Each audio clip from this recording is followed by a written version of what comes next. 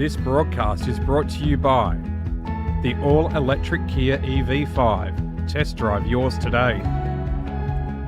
The West Coast Eagles, foundation partner of the WAFLW. Amy, when the bounce serves you a clanger, lucky you're with Amy. Front Row Screens, your local streaming superheroes. And the Fremantle Dockers, proud partner of the WAFLW.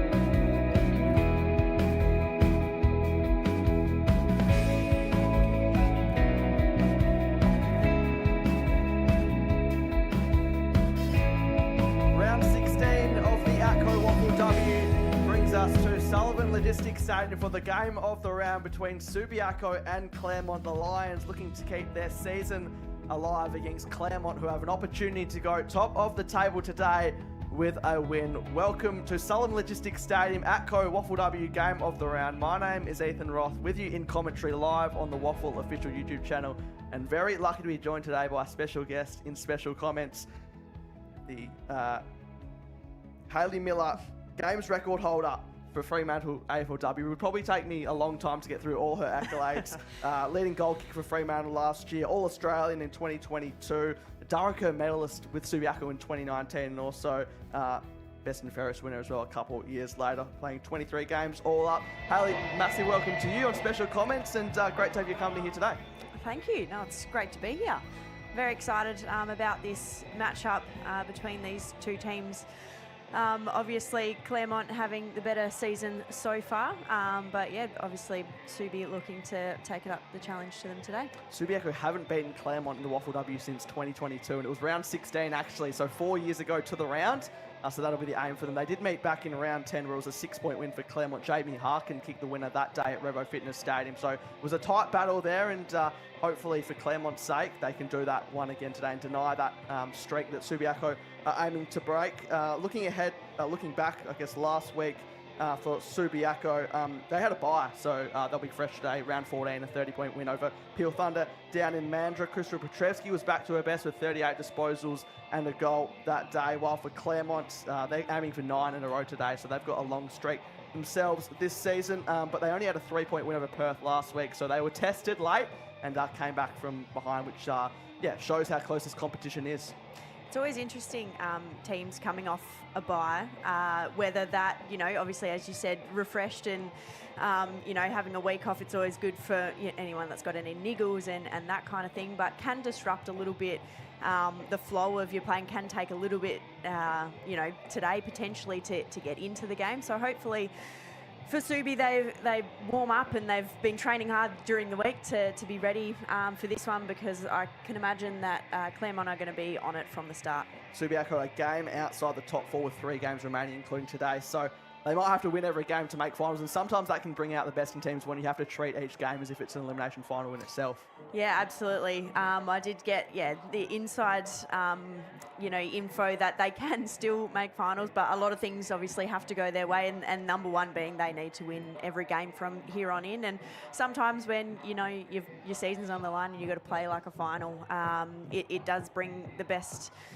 out of your players. They do have some young players, so whether that pressure, it can sometimes make players, it either makes them stand up or sometimes unfortunately can sort of have players crumble a little bit under that pressure. So it's a really good test for Subi today. I know Claremont also have some young players that, just a couple of players coming back from under-18s they missed last week. So for both teams, great to have some young talent back. 5 inclusions for Subiaco: Caitlin Boss, Patrice Crane, Macy Fair, Marley Kelman, all of those in that State 18 setup that you said. Also, Sunny Quay Peters comes back for the first time in a few weeks as well since round 13. But for Claremont, they got 4 inclusions themselves. India Bonadeo has had some high raps on her. Her first game since round 7, been out since for 18 duties. Jess Freem comes in for her first game since round 9. She played state level footy on this very ground earlier in the season as well. Ruby Sargent-Wilson, her first game since round 14. Former inaugural Sydney Swan comes back to the lineup, and Hannah Seaborn as well, and another state 18's representative comes back into the lineup. Expect to see her playing up forward today as the players just make their way to the broadcast side wing here. Nadoc around as well. Guernseys look fabulous. Subiaco showing theirs off on their home ground today. Players just line up in front of us.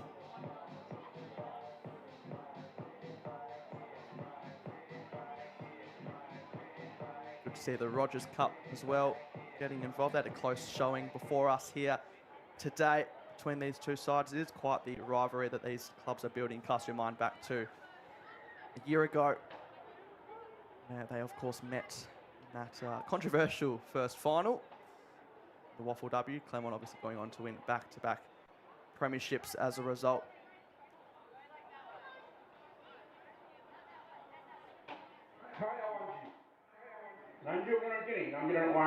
Hello and welcome. I'm happy to see you all here this afternoon. Also happy to be speaking to you this afternoon. My name is Nick Abraham, and my family connections are Abraham, Bannell, Humphrey, Hume, Miffy, Worrell, and Nettle Harris. Now we're connected to many parts of our country, but most importantly, Washington, which is the wood we're sitting and standing on here today. I also want to take this opportunity to acknowledge my Claremont and Williams, my wife and in-laws, and their Boltons and Woods, and they connected in through the great southern of Western Australia. But this is your country, this is your language that I'm speaking. So we just acknowledge the ancient land and the ancient language, but also my elders past, present and emerging. But also acknowledging each and every one of you being here today. Being here today as part of this women's football match and celebrating NAIDOC Week. And NAIDOC Week, 50 years of deadly. But I'm going to take you on a bit of a journey that goes back at least 65,000+ years. And the story I'm going to tell you about is not about blame, it is not about shame. It's about understanding of the country we're sitting and standing on here today. Well, look at what So we knew how people were given out knowledge through the oral tradition, as passed down from our grandmothers, our grandfathers, our mums and dads, and the younger bosses from long, long ago. And when they're telling us these ancient stories, they're telling these stories around the campfire. And there's a couple of key things that they keep telling us, some of the fundamentals. And the very first thing they teach us about is our moral. Our moral is family. Mum, dad, nan, pop, uncle, aunties, brothers, sisters. All the extended families and the different levels of relationships and responsibilities to each and every one of those, including the Puramat and the Monyas, the wife and the in-laws, because they're a very important part of our social fabric. But it was also one of our laws. One of our laws of who we couldn't marry. We couldn't marry close bloodlines. We had to keep our genetics strong. Next, the old fellows taught us about our culture. What is culture? I'm going to give you a couple of definitions for what I think culture is. You may agree, you may have your own. For me, culture is about values. Culture is also about language. And through that language, it gives us your identity, your belonging, your beliefs, and your spirituality. Next, the old fellows taught us about our tardigan. Our tardigan is our knowledge system, where the old people understood the relationship between the sun, the stars, the moon, the plants, the animals, the seasons, and how we live comfortably and sustainably in those environments. If anybody want to learn about the sun and the stars and the moon and the plants and the animals in the environment today, they have to go to university to learn about science. The old people had that knowledge of how we looked after this land for many generations. Next, the old fellows taught us about our core career. Taught us the art, we is the spirit. Bringing together, it's our well-being. And the old people taught us about our foods, our medicines, our sites, our ceremonies and our social attractions, responsibilities and our homes.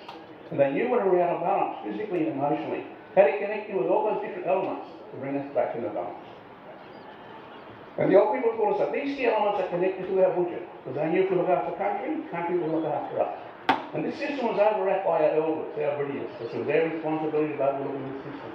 And the system was functioning for many generations, where the sun would always rise in the east and set in the west. The moon would eventually rise in the east and set in the west.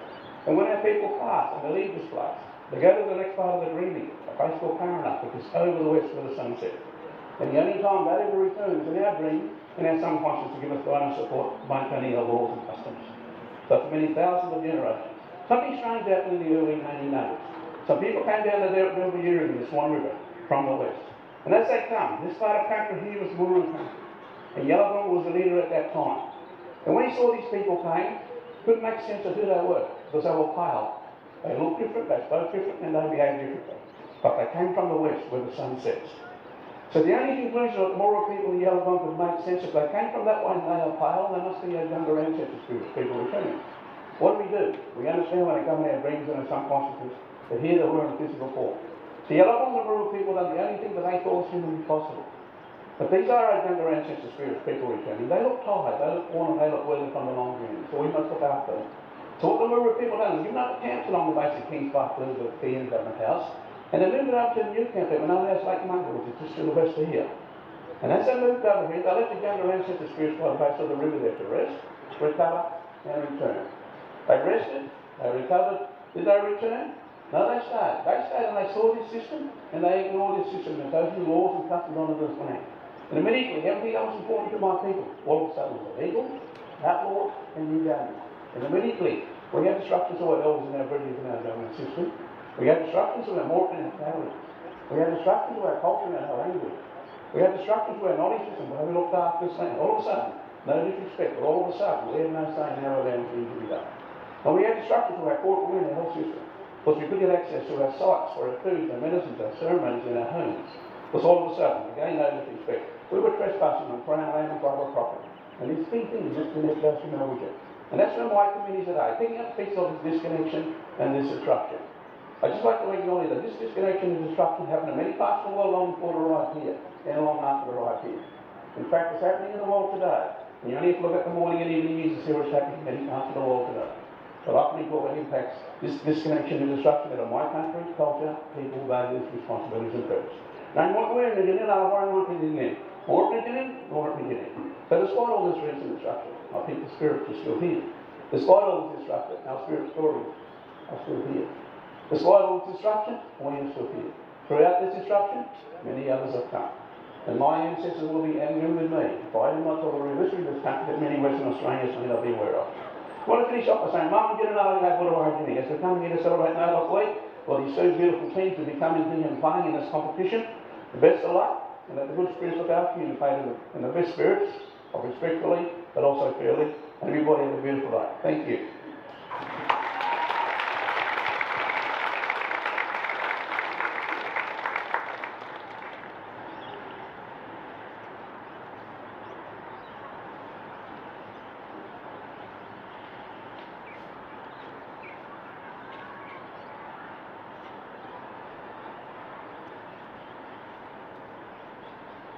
Great touch there on NAIDOC week.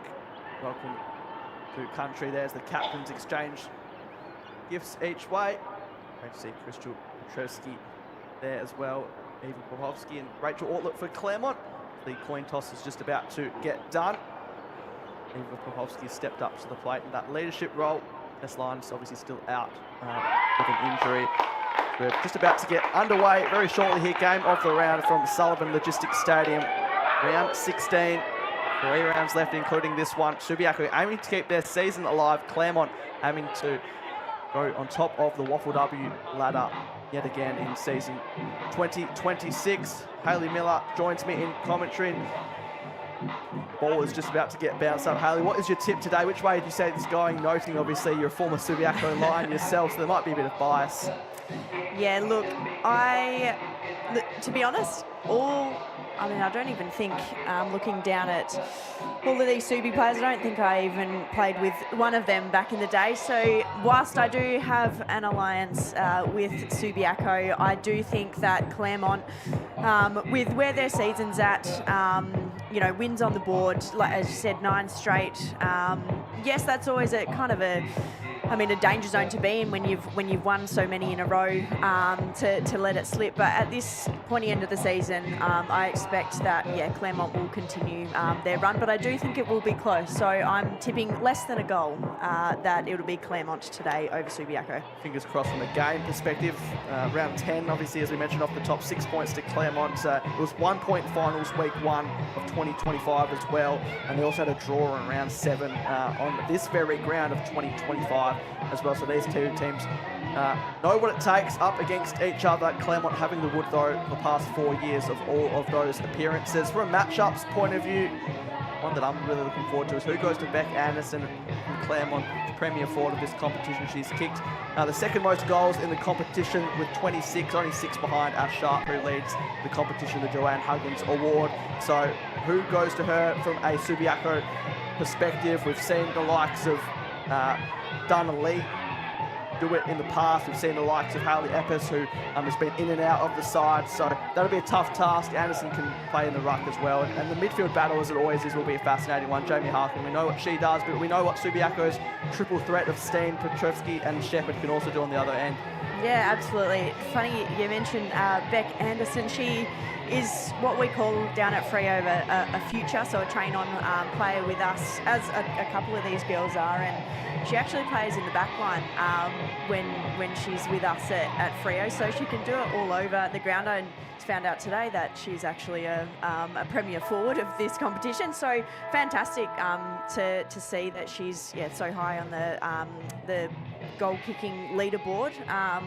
Yeah, it'd be awesome to see what she can do today. I think she kicked two last week in that narrow win over Perth. But as you said, the big three for Subi through the middle of the ground, Steen, Shepherd, Petrovsky, and I think sometimes when you have three big players like that, you know, it comes down to who do you shut down, because you shut down one of them, put maybe a tag or a run with roll on one of them, and then the other two sort of pop up. So, but in saying that, Claremont have a bunch of their own. So as you mentioned, Jamie Harkin, big ball winner. Hayley Bullis got plenty of the ball last week and was very good. Jacinta Valentini also walking out to the middle of the ground now. So it'll be a really tough matchup, I suppose. And across the ground, some really good matchups to look out for.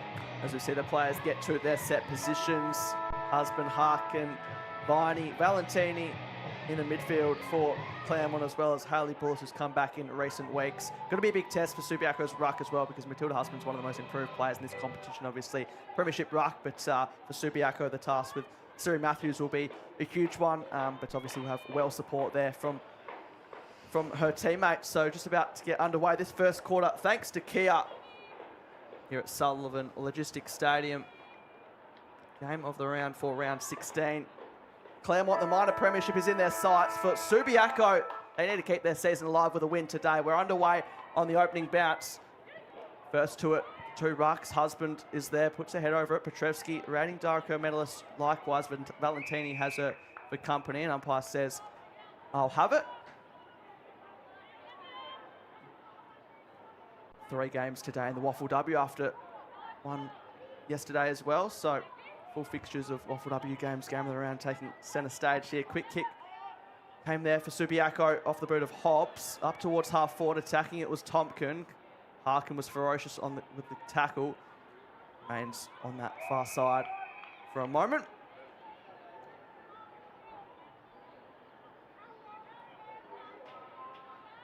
Rucks at it once again. Petrovsky's there, couldn't quite get to it. Valentini, interesting looking handball over the top. Didn't get him a whole heap of meterage. Petrovsky was clean in the contest. Gave it over there to Shepherd, who gets it on the boot quickly. Good fist there playing from the defensive end. Subiaco with it. Well done there. Maynard won it in the tight contest. Got it out wide to Sergeant Wilson. Back into the lineup today onto the wing. Here's the captain all left it for her teammate in the form of Evans, who ran her opponent comfortably in the end. Not the best looking kick. Bypasses Seaborn. First to it there for Subiaco was Crane, also back into the lineup. Handball over the top, just misfired fair. Hand pass as well. They might turn over here. Seaborn gets it back. Could have kept running, but got plenty of purchase on it in the end. To the top of the goal square. Look, can she go off the deck? She did, but just to the wrong side of the post, and that happened quite quickly there. Claremont wasn't conventional, but get us underway in this first quarter thanks to Kia. Some good ball movement there by Claremont, as you know, first couple of sort of ball ups and, you know, a tight contest, but then able to get the ball on the outside. Through the corridor went Subiaco. Interesting decision. There's going to be a whistle, though, for a high free kick. It's going to come back the way of Claremont through Valentini, who had one of her better games last week with 26 disposals against Perth in that 3-point win. Harkin was on a searching lead. Couldn't quite find it to her. Subiaco looking to bring it to this broadcast side. Not a whole heap to go with, so just a kick in hope more than anything. Overrunning it slightly there was Kelman, but she'll get a free kick for a push out. Holly Kelman playing in the state 18s. Back into the lineup for Subiaco today. Goes conventionally down the line. Gives a chance there for Johnson, who lost her footing. Webb caught in 2 minds. She might be caught here, and Holding the ball is the call. So Tompkin there, which will play as Subiaco's coach and go short to Petrevsky. Has a bit of time and space to work with. Pulled the kick and it's a good run there to Popovsky, who was left unmarked all by herself, and players pointing to the goal. Interesting to see if she has the journey from here, but that was classy there from Crystal Petrevsky. Could have blazed away, but took the extra second or two just to size up the option. It was a great inside 50 kick, and that's what you want as a forward. Subiaco's forwards pull up really high, and as we see here, didn't have the distance in her, but fantastic to wait and find an option there.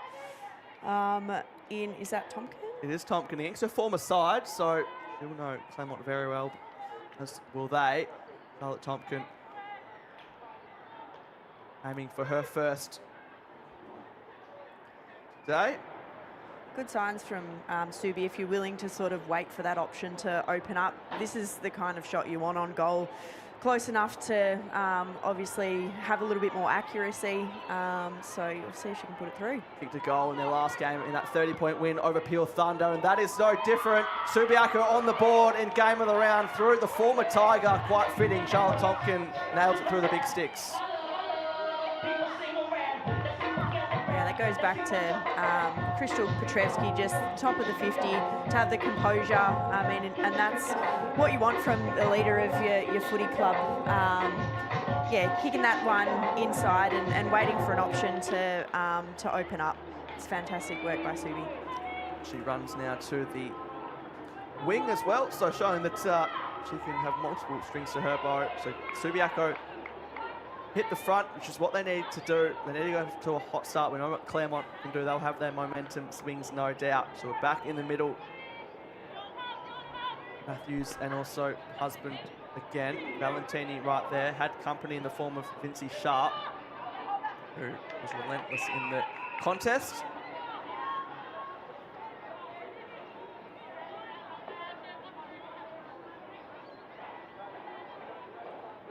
Subiaco don't need much more motivation than what they have. A win today, keep their season alive. A loss, mathematically they can still make it, but it would be very, very difficult.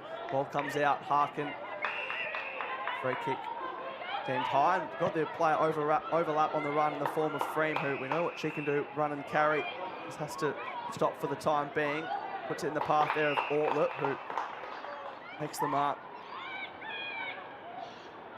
Up and under kick will take a fair effort to clunk this, but uncontested almost in the end. Just spilt it right at the last moment. Can Subiaco capitalise? Hand pass from Lee.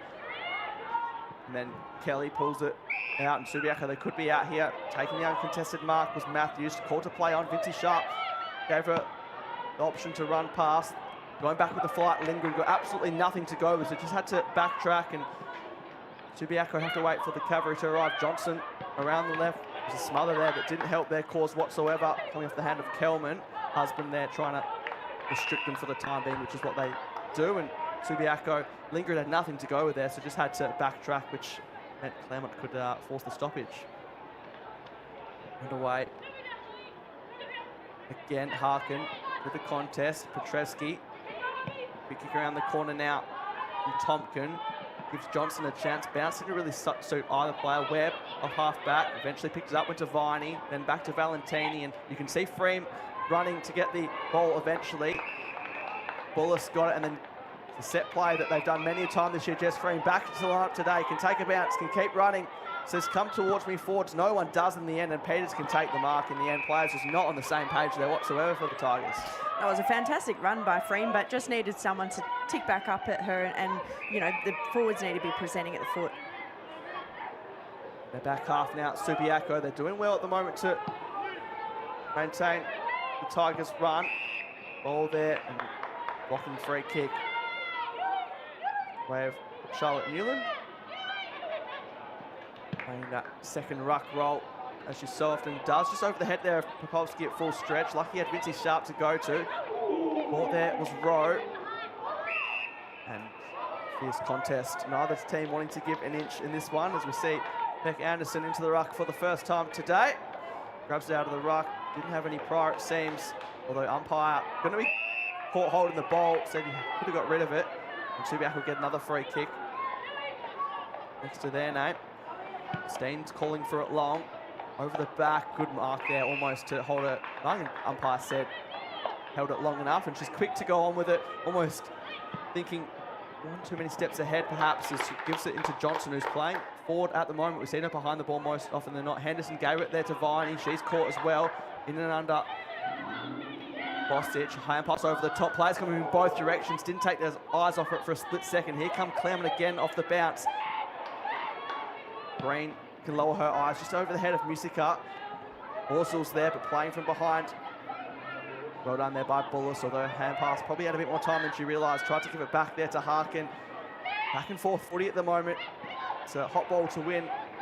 Tompkin, the only goal kicker so far, giving up a fair bit of size there to Anderson. We'll have another stoppage again. So back and forth at the moment.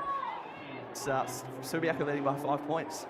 Good pressure by Subi to sort of slow that one down, because it looked like Claremont were out. Ball remains in the middle for now. Trying to break her way through was Bostic. Got the left foot kick to it. Rhodes had to wait for it to come away. It was touched off the boot. Wasn't required 15 anyway. There should be no prior. Umpire says, I'll have it again. Subiaco, a lot of team changes this season. Good to see some youngsters getting a go, though, particularly at a later stage when their season is still on the line.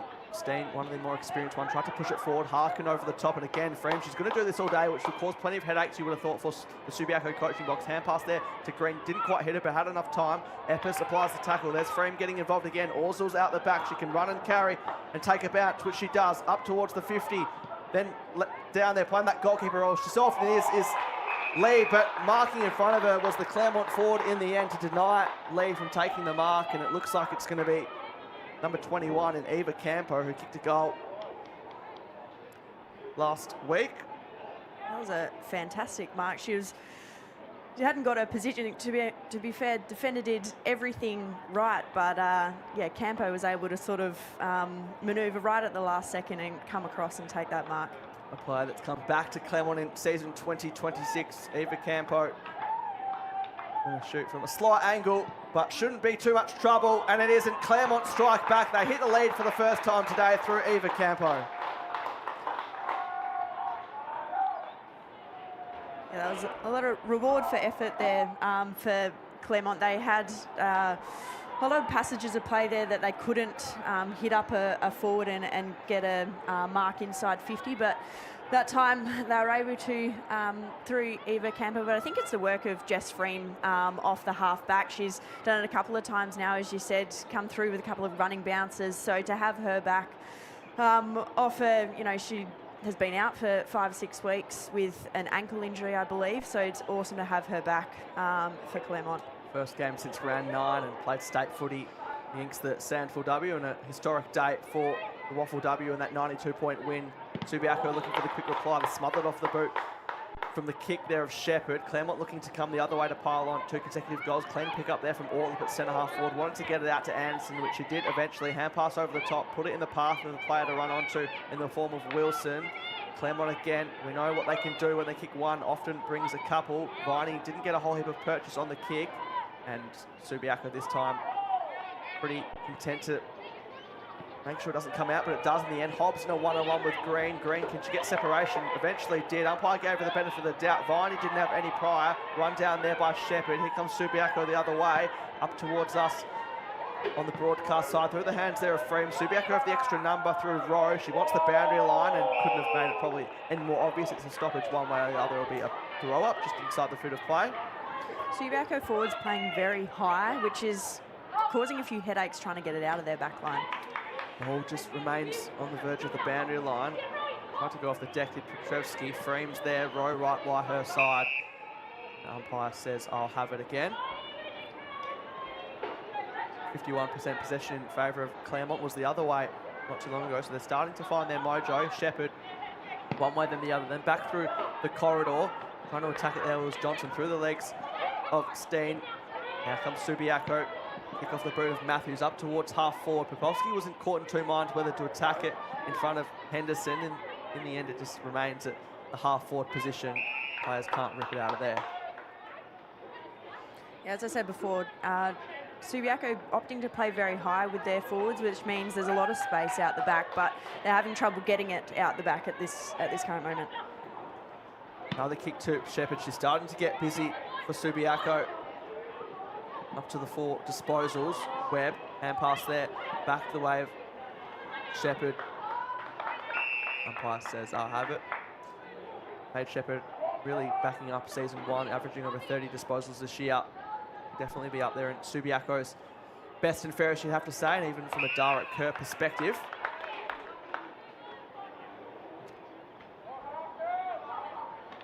Comes down the way of Steen. Did well to get a boot to it. Not going to be the required 15. Comes down to Petrevski. Snap around the body. Will take a fair effort to take this. Players come from both directions. Didn't take her eyes off it for a split second. Did Bonadeo. Frame there as well in a one-on-one. And boundary line looms. Stoppage just before that can take place. 1 point ball game to Claremont. Wouldn't expect anything less at an early stage in this first quarter, thanks to Kia, live on the WAFL official YouTube channel. It comes out there from Claremont. Tompkin back with the flight. Good mark taken there. Didn't take her eyes off it. No real obvious lead inside. Goes short, but Valentini read it best the whole way and takes the mark. Goes short. Not her best kick is Shepherd. Comes in from the side. Wants to go short, perhaps Petrevski. That was ignored. Goes short there to Steen. Didn't quite find her, but knew Petrevski was behind her. The 3 key mids combining once again for Subiaco, who can play the cone roll. Rose at ground level. Snap was always going to be ambitious from that angle, but not the worst result. Boundary throwing can give them the opportunity to lock it in. Yeah, good pressure, defensive pressure there by Bonadeo, just to put enough pressure on that kick to force it out of bounds. Paige Shepherd up to 7 disposals. Haley Bullis also getting busy with 6 for Claremont. Former West Coast Eagle and Swan. Comes down, Bosic going to be on her favoured left side. Got through to ball. How's it bouncing there? Did anyone touch it? It's not going to matter. And Johnston had a lot more time than she realised. Could have walked into an open goal and goes to the right-hand side of the screen. And that's a chance that Subiaco will brew, no doubt. Nonetheless, Claremont bring it out through Webb on the far side. Long short now to Maynard over the top. They've got the extra number through Henderson. Change up the angles, Claremont. Sergeant Wilson takes the uncontested mark. Usica on a searching lead, but running at full steam was the Subiaco defence, and boundary line might not be the worst result for them here as they see it out. Under 5 minutes remaining in this first quarter, all squared up here at Sullivan Logistics Stadium. Game of the round for round 16. And a second meeting between these sides for the year. They met round 10. Goal was the result the way of Claremont. Kick there. Kick from Steen finds Vinci Sharp. Called to play on. Wants to get it out the back. Flying in was Webb. And Subiaco doing everything they can to lock it in.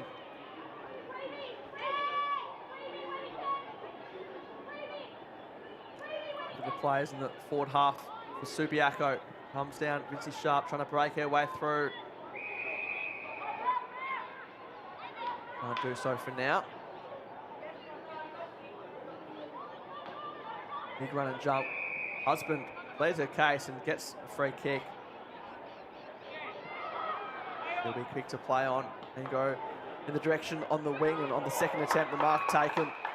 Now Seaborn's out all by herself here. Subiaco caught on the back foot. Seaborn takes the mark. Anderson's the furthest forward. Doesn't want to honour that lead just yet. Just has to wait for players to get back, including Musica. In the end, was a bit of a nothing kick in the end, and Subiaco cut off, and you'd be having every right to be frustrated there if you're Anderson. As Subiaco look to pounce the other way. Bosic is there, trying to get the handball received. Husband doing everything she can. She'll have another ruck contest here. Claremont lucky to not let that one, and for that one to be a stoppage there. They went 3-1, and Subi had all the numbers waiting on the outside. Petrevski gave it there to Steen. They know where each other are at the best of times.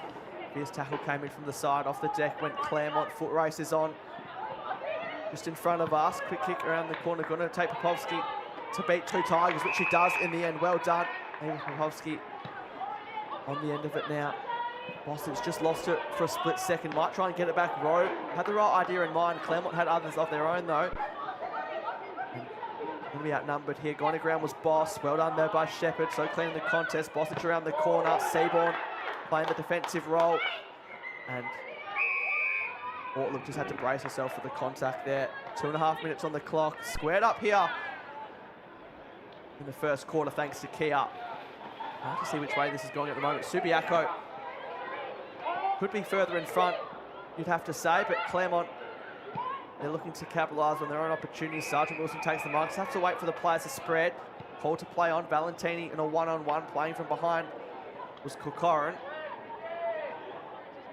And right in the heart of the ground, they can't be separated. So both teams will be relatively content, you'd say, depending on what happens in this last couple of minutes. Arm down. Sergeant Wilson had to shrug the tackle, which she did. Comes down to ground level. Hobbs did well, so did Boss. Hand pass there to Lingering. Often on the end of these kicks, it's a bit of a floater. Hard ball to read in the air. Uncontested mark was the attempt, but Claremont did enough defensive pressure to get a fist to it. Comes back the way of the lines. Shepherd couldn't have done anything more in this first quarter, and that's a nice spot-up kick to find Lingering, and they can potentially have the last laugh of this first quarter. Paige Shepherd has been like a house on fire in this first quarter, continuing off her ways in season 2026. It does seem that the Subiaco midfield probably have a slight upper hand at the moment than Claremont. They just seem to be getting a little bit more space around the contest to be able to use their hands, particularly the back feed handball, which is allowing them a little bit more space. Trying to work that back right to left. Wasn't really a question of accuracy, more so distance in the end. Tompkin caught in two minds, had to go back there, getting creative around the corner, smothered off the boot there of Lingard. She'll get it back for a potential third attempt. Goes back to Tompkin. Team first footy, just missed the target there. Matter of centimetres in the end. Quick kick around the corner there by Steen. Went to ground, which impacted the kick somewhat. Around the corner went Bonadeo, just trying to hold on at the moment. Claremont, which is not something we often associate with the back-to-back reigning premier. It's on their half-back line at the moment. And nice looking kick there by Lingering. Just needed a couple extra metres to get over the line as the clock continues to run. One last chance for Subiaco to make their mark on this first quarter. Looks like umpire's going to penalise Claremont here, and guess who? It's Paige Shepherd again. On the end of it, wants to go inside 50 quickly. Knows there's not long left. The clock continues to run. Have to get a quick kick on it, just Boss, and time might beat them in the end as the free kick is given there to Claremont, who hold on. At the moment, it's all squared up here at Sullivan Logistics Stadium. You couldn't ask for anything else at the current stage. 1-1-7 apiece. Hayley Miller in special comments. How did you see that first quarter? Obviously only a goal apiece, but Subiaco may be a bit unlucky not to be further in front. Yeah, you'd be disappointed as the coaching staff of Subiaco there in particular to not get the score on the board, especially in that last sort of minute to 2 minutes. They had all the play in their forward half, but, you know, and then there were players out everywhere, but they were just unable to even get a point on the board, unfortunately. But yet, I'd have to say that, yes, there was a period in the middle there that Claremont definitely had the upper hand, but I'd say for the majority of the quarter, I think Subiaco controlled the football a little bit more. But, yeah, I mean, even as the scoreboard suggests, a very even contest so far. All squared up here at Sullivan Logistics Stadium. Game of the round 4, round 16. So much on the line for both these sides in their respective manners. We'll go to a break here on the WAFL official YouTube channel. We'll be back for the second quarter. It's 1-1 apiece. Game of the round. Subiaco and Claremont.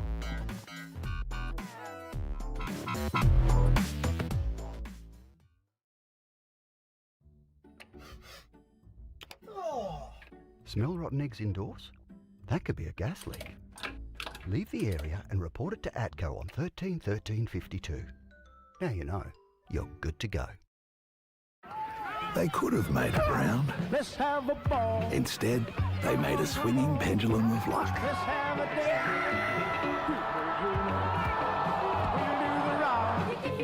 We'll do the ball. Let's have a ball. Don't tell you do.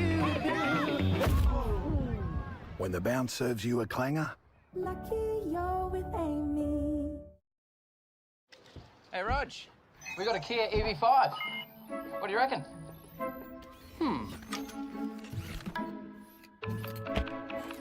You see my keys? The car stopped charging. You snitch. Stay. What's massage mode? Oh, did we just become best friends? Kia, movement that inspires. All the way west. You can't drive there. It lives in us.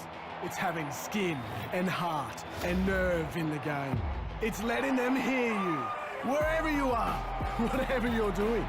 All the way west is driving 6 hours every home game. It pushes us onwards, upwards, sideways and together. All in, that's just the beginning. We are all the way west.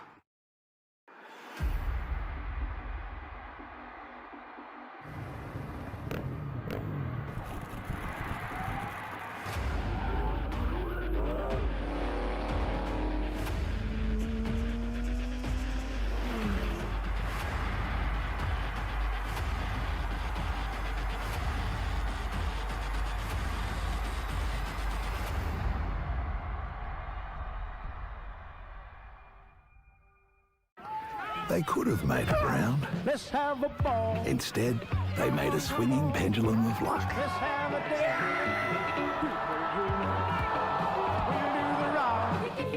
We'll do the ball. Let's have a ball. Don't tell if you do. When the bounce serves you a clanger, Lucky you're with Amy. What is Kevin up to? They just got the Kia EV4. Do you love me now, Brian? Oh, poor Kevin. Come on, mate. Let's get you cleaned up. Kia, movement that inspires.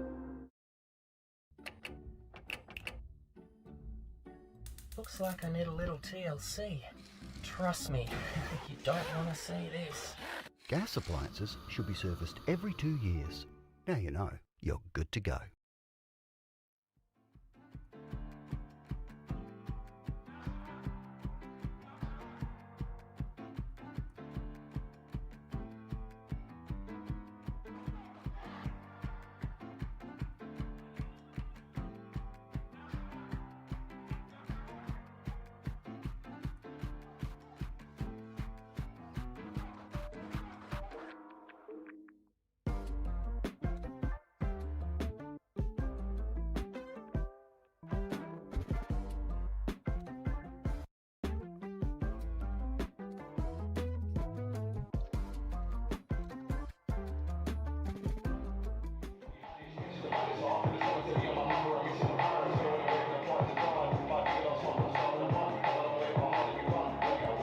Nothing separates Subiaco and Claremont at quarter time. ATCO WAFLW game of the round 4 at round 16. 1-1-7 apiece as the second quarter, thanks to the West Coast Eagles, is not too far away. Ethan Roth joined by Hayley Miller in commentary. And Hayley, what do you think the messages from the two coaching staffs would be at that first break? I think neither would be too sort of harsh on what that first quarter played out. I think both teams, as we've said, had their moments. I think for Claremont, it's taking their opportunities when they do get the run of play. They were able to move the ball really freely, but going inside 50, they just need a little bit more poise to find a mark inside 50. Second quarter underway here from Sullivan Logistics Stadium.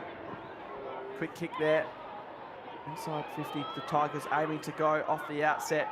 Bullis trying to combine with Music, a bit too much over her head. Lee plays that role in the last undefensive. Teammate lost her footing at a crucial moment though. Anderson tried to go over the top, back in board to Viney. Players coming from both directions. Harkin there, Valentini at ground level. Tompkin getting back to help out for Subiaco. Got the 1-2 and Shepherd again up to 11 disposals now to lead both sides in that department. Good separation there from Popovsky. Wants to send it up to the wing. From mark taken in the air by Lingering, former West Coast Eagle and East Perth Royal as well. Steen on the far side, wants to go short and does so successfully to Rowe, who had some nice moments in that first quarter.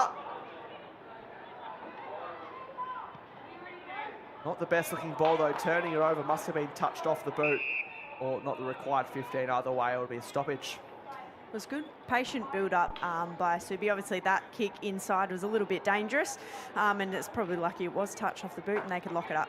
Harkin there for Claremont, former Subiaco line, which I think people forget herself. She kicked the winner in Subiaco back in round 10 as well. That 6-point win. Shepherd again, trying to slap it forward. Webb's there, caught from behind. Popovsky, really good tackle though, slung on the 360. Just got out in the nick of time. Did the handball. Webb.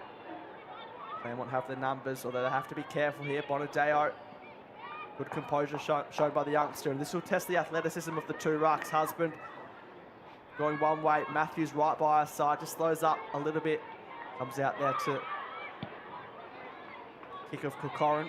Slammed it on the boot. First opportunity she had. Again, Shepherd at ground level, just knows where to be at the right time. Always kicked it to herself in the end. Johnson getting creative. Popovsky through the traffic one way then the other. Bouncing ball. Doesn't really suit Lingard in the end. Playing that goalkeeper role. The other end was Hutton, who has the tough task on Courtney Lingard today. Musica trying to show her agility in the contest. Just went to ground. Then had to play the defensive role. Goals going to be hard to come by today, so that's why it's ultra important to take the opportunities whenever they present themselves. Both teams looking for their second to kickstart. Quarter number 2.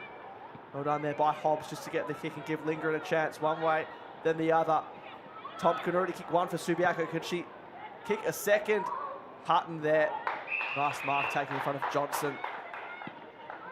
And they could be out here through Green. Just have to wait for players to spread across as Seaborn is in front, just through the fingertips, but kept it in front. A hand injury, which doesn't look great. Straight away grabbed there at the left hand or fingertip, so we'll see how that happens as she looks like she'll have to have a spell, but Subiaco meantime through Petrescu take the mark on half forward. Called to play on, up and under kick. Asks the Flyers to come on as far as Claremont though, as Webb takes the mark inside the back 50. Does not look promising there for Hannah Seaborn, who just came back to the lineup from state 18's duty, still in her 17th year as well. So fingers crossed, nothing too serious for her. As in the meantime, a 50-metre penalty for Claremont and misfiring the tough task. I don't think Harkin was quite on the same page as the kick for Webb there, as Claremont luckily doesn't come back to bite them as they take the mark through Bullis on that far side, who wants to find Orzul. Has players screaming for it, including Harkin. This time it's a better kick. She has enough time to sit underneath it. And then onto the lead of Musica through her hands though. So errors being made on both ends. Vinci Sharp combines there with Shepherd. Coming onto the ground there is Boss, who takes the mark just in front of Sergeant Wilson. He wants to go into the corridor. Risk versus reward. See which way it pans out.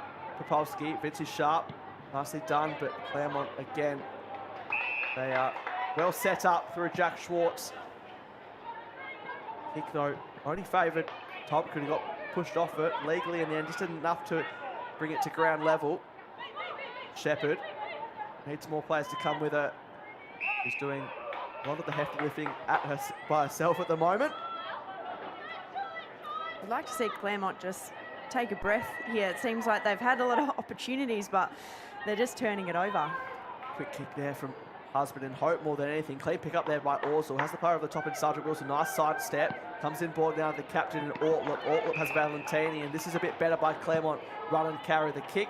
Not overly convincing, but doing enough to trap it in front of herself was Evans. The ball remains in 50. Did really well to get a handball out in the end. Misfired Anderson, though, comes back the way of Valentini. Ortlup showing no mercy whatsoever. Wants to give it to Valentini. Spilled from her grasp. Comes back to Petrescu. She wants to slam it on the boot. That kick smothered. Orzul there. Vinci Sharp has to protect the space. Comes back out. Players coming from both directions. Ball up for both teams might not be the worst result as we catch our breath for a second. It does feel like both teams are trying to match the tempo of the other one way or the other, but obviously you don't want to get drawn into the other team's game style. Neither team yet to score in this second quarter. Comes down the way of Tompkin.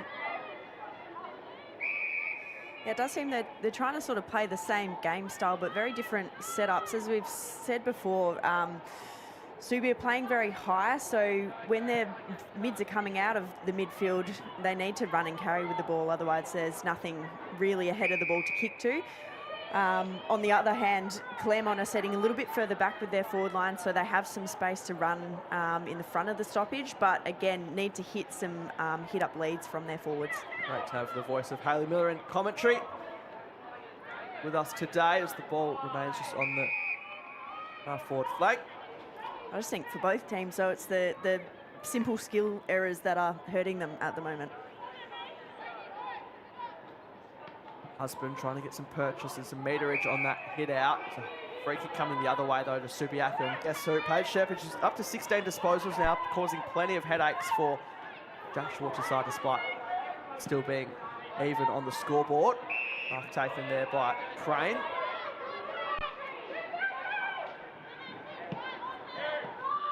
Just over the head there of Lindgren, and bobbing up for Claremont was Freem.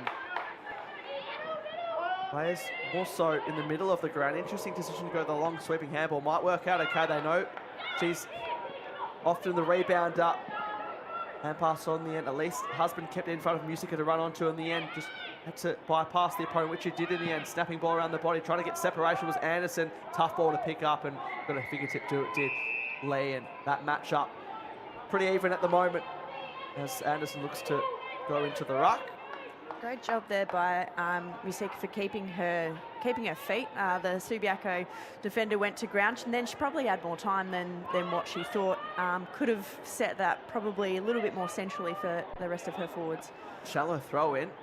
Anderson could attack it. Harkin going to be caught on the wrong side. Just a small kick, not going to be 15. Didn't carry the distance anyway. Corcoran's there, has to hold her ground. Claremont aiming for 9 wins in a row. Haven't lost a game since East Fremantle earlier in the season under lights at Grosser Park. Anderson, pure strength. This is what we know she's capable of, and just hit the wrong side of the boot in the end. They do hit the lead for a second time today towards the middle stage of this second quarter there. Anderson, she's very versatile when she's not kicking goals, ruck work, and can even, as you very much know, play behind the footy as well, which we're yet to really see at WAFLW, but why would you do that when I guess she's been in firing form up forward as the ball's kicked out by Subiaco. Push out, free kick comes the way of Claremont, who are quick to move it on. There is Anderson. Kick ball and nice mark standing underneath it. Was giving up a fair bit of size there was Amy Evans as Lee was playing from behind and held her ground in the end. And Claremont just starting to find their mojo a little bit in the second quarter. Yeah, it's always good to see players, and Beck Anderson comes off for a bit of a rest after a couple of efforts there for players to be able to play in multiple positions. As we see that one just fade to the right-hand side. Yeah, for players to be able to play in multiple positions is really valuable, you know, for your coaching staff to, you know, you never know what happens in a game of football, injuries and different players doing different things. So to be able to play in different positions is really valuable. Particularly if you have ambitions to play at the highest level, which no doubt for Beck Anderson is right on the radar. Lee out of the back line for Subiaco. They're outnumbered. Newland just had to bring the ball to ground. Bonadeo's going to be caught. Umpire let the whistle go there for a second. Kelman's underneath it. Bossage got the handball out. Newland was caught in two minds. Boss goes to ground as well. Hard ball to win out through traffic in the end. Through the hands there of Kelman. Bonadeo lost her footing. Comes out the way of Steen, who had to shrug off Harkin, which she initially did. Quick kick going one way is Bossage. Good handball out there from Lindgren. Here is Bossage, has absolutely nothing to kick to in the end. Too far out to score, and that favoured only one player, and that was Ruby Sargent Wilson in the end, who can open it up for Claremont. Up towards centre half back. Orzul. They look to spread on the end of it. Campo. And Ortlup's over the top. They've got the extra overlap here, dude. Claremont. Interesting to see if they hold up. Ortlup spilt the mark, which gave her no choice in the end. Wants to go in the direction of Evans. Husband floating down there, running at full tilt. Miscommunication between her and Musica, which left a lot to be desired as Subiaco through Epis clear. And they live to breathe another day for now. Haley Epis in the number 21, was in the number 20 last year, so a bit of a jumper change there. One number up. Boss takes the mark for Subiaco. Exciting prospect who's been involved in the state 18s. Good crumbing there from Kelman. Down the way of Shepherd. Linger in the deepest forward. Webb right by her side. Goes over the top of them. Now the foot race is on. Johnson's there. Can she give it back to Lindgren, or does she want to go for it herself? She does the ladder. Interesting to see which way the bounce sits. It doesn't really threaten to hit the goal mount whatsoever, but great pressure there from Lindgren. She did it on the offensive end. Might go back to Johnson. Full circle moment coming up, and eventually they get the reward they're after. It was touched in the end, hence why there was no celebration. All that hard work, and sometimes a fingertip is all you need to deny a goal, which was done there by the Tigers. Yeah, fantastic to get a finger on that. And that's where we see sort of Subiaco playing super high with their forwards, which left that whole entire forward 50 open. But fantastic defence by the Tigers. Back to one solitary point on the margin. Look at Anderson combining further up the ground. Run and carry. Orzul attack to awkward. One to pick up. Musica did well in there. Now Evans is out. They can find her. Lee in pole position though to run and attack this ball. Couldn't quite stick the mark, but won the contest in the end. Quick kick comes out. Green's there for Claremont. Kelman kept her cool. Then goes out to Steen, but bounce in. Treat her kindly and trying to rip it out there. Handball came out from Wilson. Here comes Viney. Often lets her footy do the talking. Quick balls it. Okay, one for Orzul. Sergeant Wilson's stayed out of it. She'll get on the end of it here. Claremont can get a bit more breathing room, and who else but Anderson, the intended target at full stretch. Couldn't quite take the mark. Musica's there. Can she get a boot to ball or do something? There's going to be a holding free kick coming back her way. Claremont won't be allowed to take advantage, but they will get a shot. Jade Musica from virtually straight in front.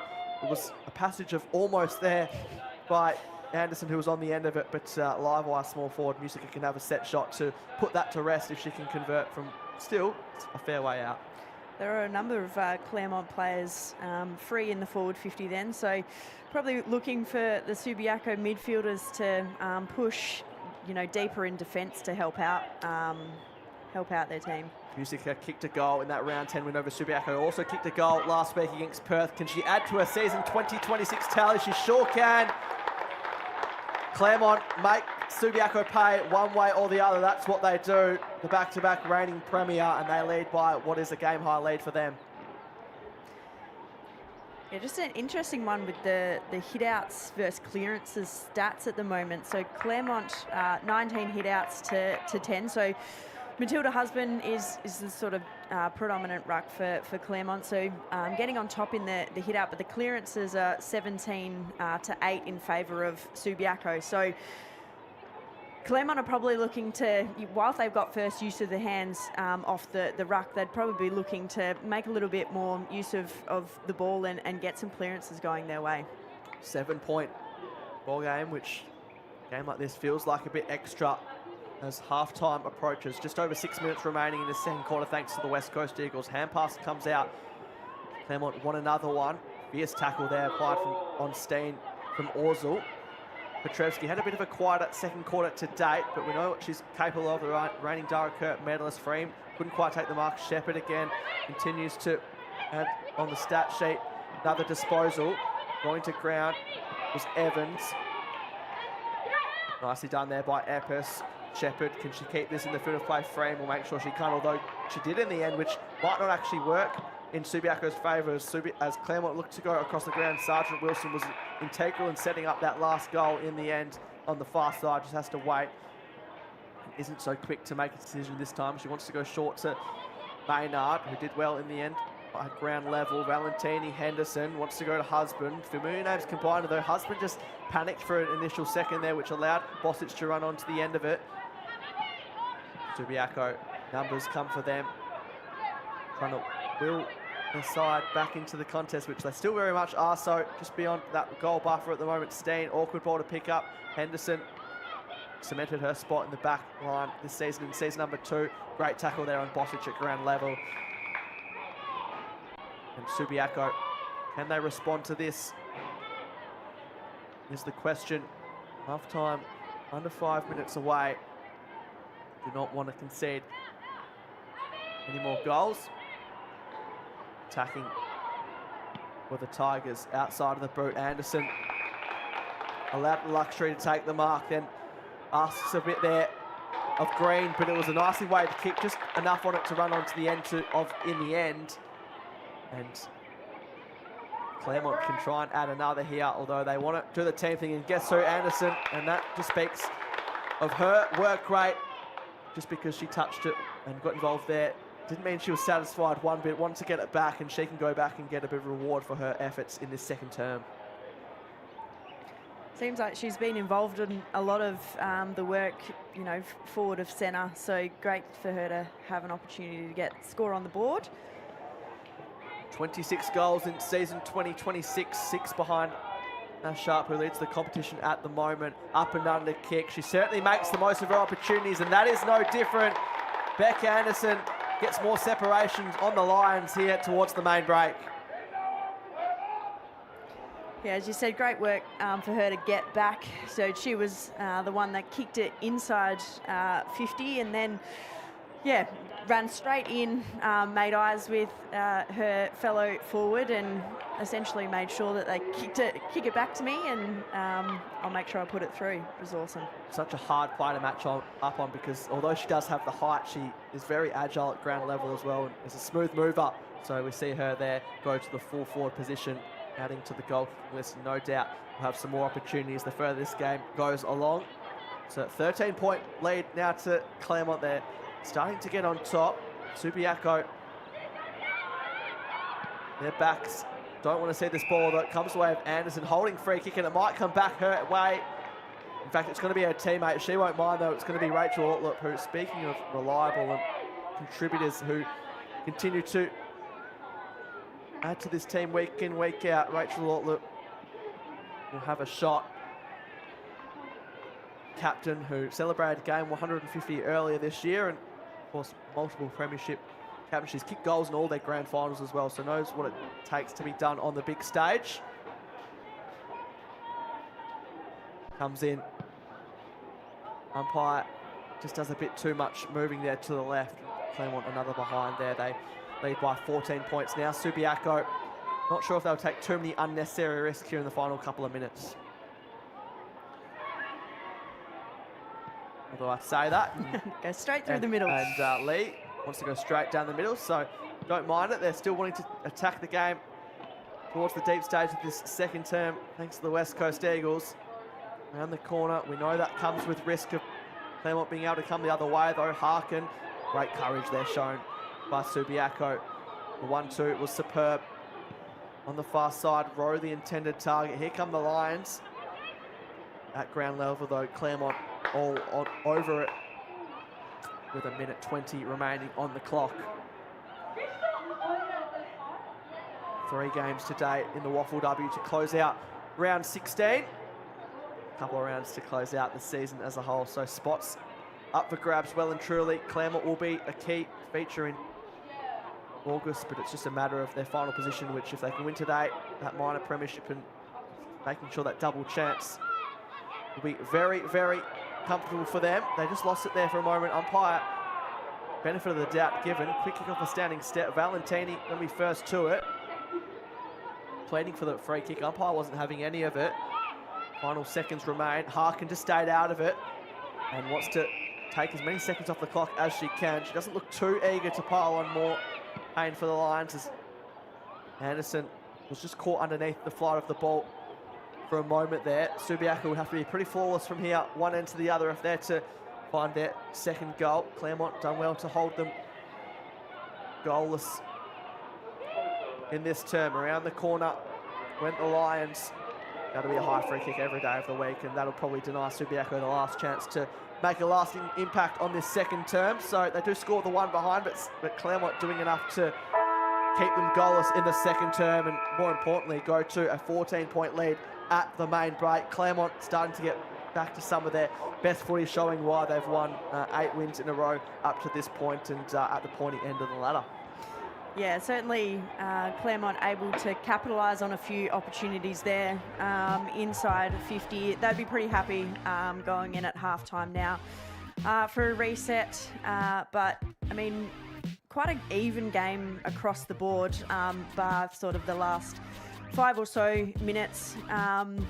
Subiaco probably looking to open up their, not necessarily open up their forward line, because as I've said many times, they're playing very high up the ground, which allows a lot of space out the back, but they're if you're going to play like that, your midfield, when they're getting the ball, and as we've talked about, they're getting a lot of clearances, they're getting a lot of ball through the middle. Paige Shepherd's having a fantastic game, but they need to run it out the front of the stoppage and, you know, take a couple of bounces or just move the footy a little bit more freely to get it to space for their forwards. Otherwise, it makes it extremely hard to score. Paige Shepherd up to 18 disposals to lead both teams in that department. Goals to Anderson and Musica in that second quarter.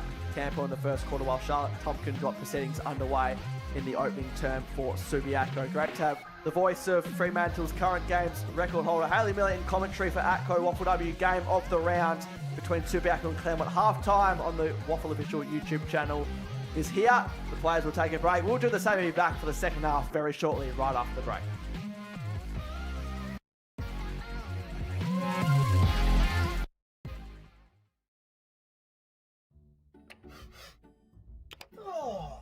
Smell rotten eggs indoors?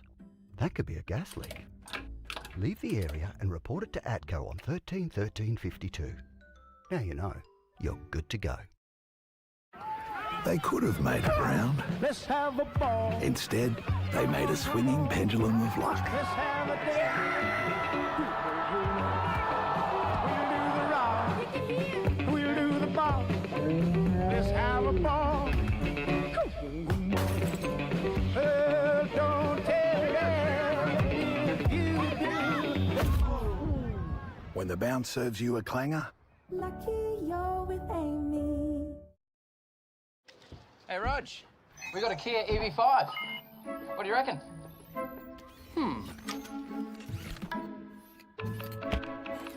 You see my keys? The car stopped charging. You snitch. Stay. What's massage mode? Oh, did we just become best friends? Kia. Movement that inspires. all the way west. You can't drive there. It lives in us. It's having skin and heart and nerve in the game. It's letting them hear you, wherever you are, whatever you're doing. All the Way West is driving 6 hours every home game. It pushes us onwards, upwards, sideways, and together. All in, that's just the beginning. We are all the way west.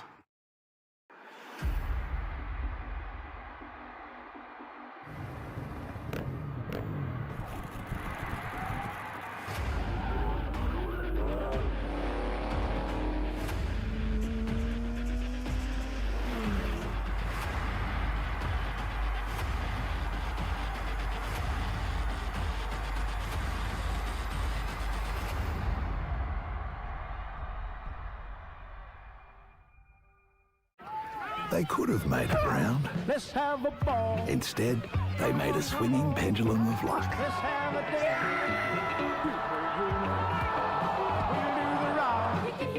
We'll do the ball. Let's have a ball. Don't tell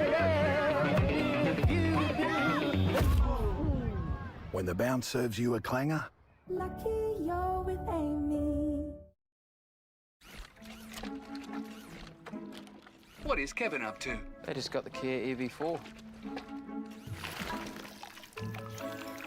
Do you love me now, Brian? Oh, poor Kevin.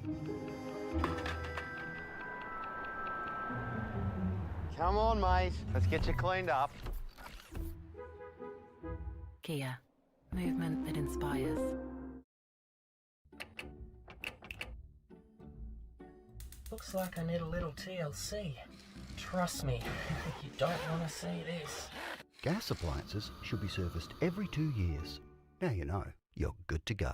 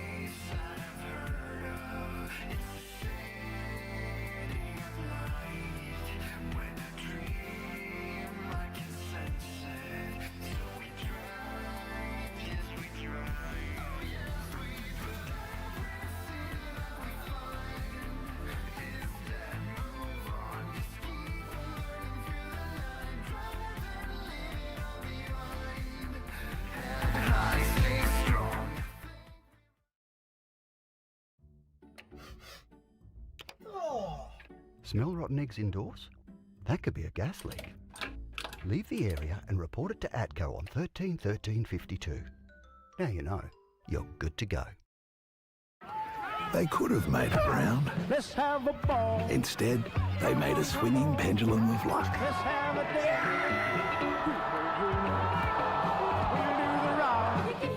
We'll do the ball. Let's have a ball.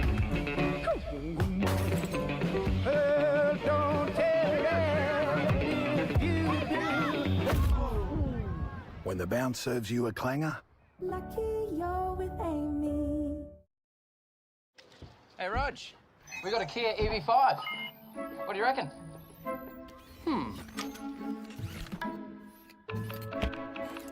You see my keys? The car stopped charging. You snitch. Stay. What's massage mode? Oh, did we just become best friends? Kia. Movement that inspires. All the way west. You can't drive there. It lives in us.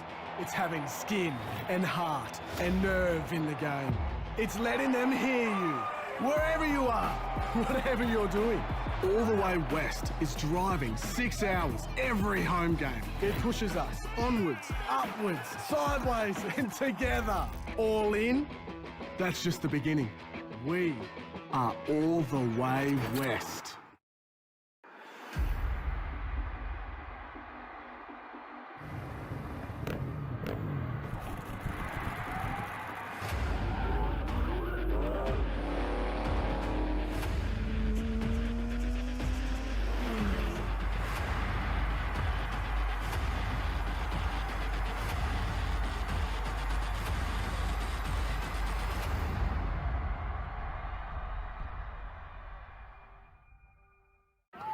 they could have made it round. Let's have a ball. Instead, they made a swinging pendulum of luck. Let's have a day.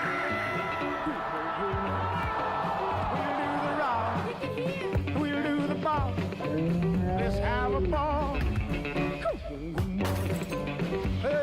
Don't tell you do.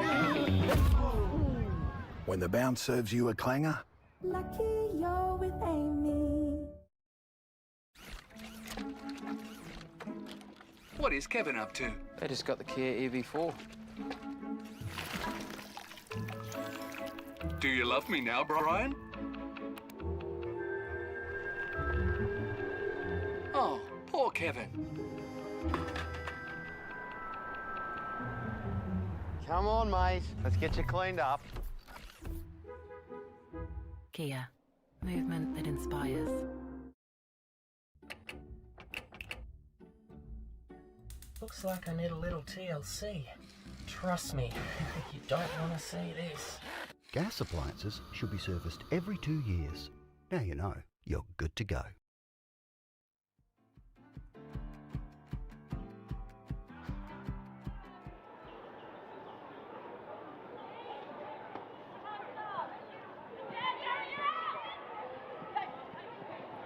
Second half underway from Sullivan Logistics Stadium. It's Claremont who are leading by at 14 points as the third quarter, thanks to Kia underway. Claremont with the quick clearance, and could be a dream start for them in the third term, which it is. Couldn't have happened any quicker in the blink of an eye. Amy Evans piles on more pain for Subiaco, and Claremont out of the blocks in the second half very, very quickly. That was absolutely perfect. From the centre clearance, it was Matilda Husband, the ruck, that was able to gather the football, drive her legs and get the ball deep inside forward 50. And then Amy Evans with a turn of speed. Yeah, fantastic. And then on the run, being able to be composed and put that one through. Fantastic start to the quarter from Claremont. They've come out all guns blazing, and they're 20-point leaders now. Couldn't have dreamt of a better start there as Amy Evans adds her name to the goal-kicking list. Just under 60 seconds quite comfortably in the third term. Back underway again. What can Subiaco bring out of the main break? Shepherd going to be on the end of it now. Coming the other way was Ortler, and that ball won't be coming out. South Fremantle quite comfortably leading over East Perth at the moment. If that result pans out that way, it means Subiaco chances would be almost gone in season 2026 if this result, Claremont, shapes the way that it's heading at the moment. Green, clean pick up there. Runs her full measure in the direction of Anderson. Beyond her reach and boundary line, will win out in the end. Claremont there. Foot speed is on full display in this third term. Green and also Evans there. Evans with that goal. Green making her presence felt in that sense. At halftime, all stats were almost all tied up, and then, you know, this first minute of the third quarter, Claremont have come out firing. Boundary throw in. Anderson to do the ruck work with Lee. Harkins there. Petrevsky out to Steen. Not a whole heap of room to move with. Comes down the way of Music. A quick snap around the body. How does it sit? Slams into the post in the end. Would have been a tremendous finish with not a whole heap of time to work with there. So behind for Jade. Musica gets the margin out to 21. Subiaco quick to bring it out. And they hit up Shepherd there, who's up to 20 disposals by the time this leaves her boot into the middle of the ground. They're going to have to take some risks, Subiaco, as well, but they don't have to necessarily try and win the game in the next 5 minutes, that's for sure. Boss over her head. Valentini, how about that? Knew she had Webb almost like eyes on the back of her head. Bonadeo kicked his, nudge as she kicked it, didn't matter though. Found Green just in front of us here, broadcast side. Quick to go to Bullis. Bullis had to shrug off. Boss is going to catch her. Luckily got the handball out there, and Green's going to be caught as well. That's going to lift the spirits of Subiaco. They need more of that if they're not winning the footy. And a great tackle there by Rowe. Hopefully that can lift the spirits of the Lions. Yeah, that's what you need in a position like this when your back's against the wall a little bit. As you said, it's only been a couple of minutes, but they need to sort of settle here, Subiaco. Popovsky takes the uncontested mark in the captaincy role today. She's been for a large duration of this season. Still just 21, 22 years of age herself, but sometimes that can be pushed to veteran status even at that age. Very quickly in this competition. Here's Roy on the end of it. Got a quick kick out there. On the end, Johnson should convert here. She's learnt from her last opportunity right in front of goal. And this time she makes no mistake. Subiaco, to say that was much needed would be an understatement. Yeah, it's fantastic composure there under a fair bit of heat just to pick up the football. That is a hard position to be in, running into an open goal with pressure on your back, but to be able to gather that one, put it through, and as you said, much needed for Subi as Claremont started really, really hotly, and yeah, sometimes when it's like that and you're a little bit shell-shocked, they're almost slapped in the face there a little bit by Claremont coming out of half-time, but a great steadier there, and yeah, we'll see if this then steadies the game and it goes back to that arm wrestle that we've had the rest of the game. They break a streak of 4 goals to Claremont, so while between drinks, between Tompkins' first goal and Johnson's goal there, much experience playing the state game, former Geelong Cat and also West Coast Eagle in her first year in Lions colours as well, so pivotal goal there for Subiaco, 15-point ball game in favour of Claremont. Harkin can't rip it out of there from the middle. Valentini went back in the direction of Harkin, picked it up in the end. Petrevsky's right by her side. The last 2 Daraka medal winners. Steen did well to get a kick out, but Freem there, who they've been able to shut her run and carry a little bit, Subiaco, but nonetheless still having the impact on this one. Jess Freem on return up towards the direction there of the player, putting her over it. Viney, as she so often is, in the thick of the action. Steen, one way then the other. Claremont will all over her. Hand pass comes out. Harkins there. Can't trap it. And Evans makes sure that ball doesn't come out with Maynard. Yeah, I've been really impressed with Jess Freem. Coming off injury is difficult. We're just playing in front there to ensure that, gives herself the best opportunity to win the footy. Ball up towards Popovsky now. Slight fumble. Webb kept her cool. Then got a handball out there to Valentini. A bit of time and space to work with. And take a bounce perhaps. Ignores that, but goes in the direction now of Campo. Campo has a lot of space and can try and draw the opponent. Evans, can she kick a second goal this quarter? The bounce did not treat her kindly whatsoever, and Lee on the end of it swoops in for Subiaco to find Hobbs, who is very content to just wait for numbers to come towards her. Ball in direction of Johnson. That'll be a mark taken out in front. Johnson's kick, dangerous one, but works out for Popovsky. Says, come towards me. which Rowe does eventually. Needed a bit more on the kick in the end, but it might work out okay. Petrevski off to Newland. Popovsky back to Petrevski. One too many. Perhaps Subiaco tried to go, but they didn't have a whole heap of options up forward, which was probably why they wanted to do that. Vintage Sharp caught from behind now. Viney just has to settle for a ball up. I guess that's the disadvantage perhaps sometimes of playing super high up forward is when you do get that handball chain going, you have to backtrack sometimes. Quick kick around the corner there. That's a nice mark taken by Johnson. She's starting to find her feet in this new forward role. We mentioned off the top that she's typically played a defensive role, but through injury and the like and opportunity, she's been thrown up forward by Baker Denderman, and it's working out nicely in this third term. Yeah, definitely a stronger body is sometimes, you know, good to have up forward. And that's what Annabelle Johnson's been able to sort of allow today, is just to make a contest forward as she goes for goal here. Not her best kick, but might have done the trick. It was a floater. Sometimes you're just going to take them in whatever way, shape or form. That's what Annabelle Johnson does. She's kicked her second, and Subiaco aren't dying wandering whatsoever.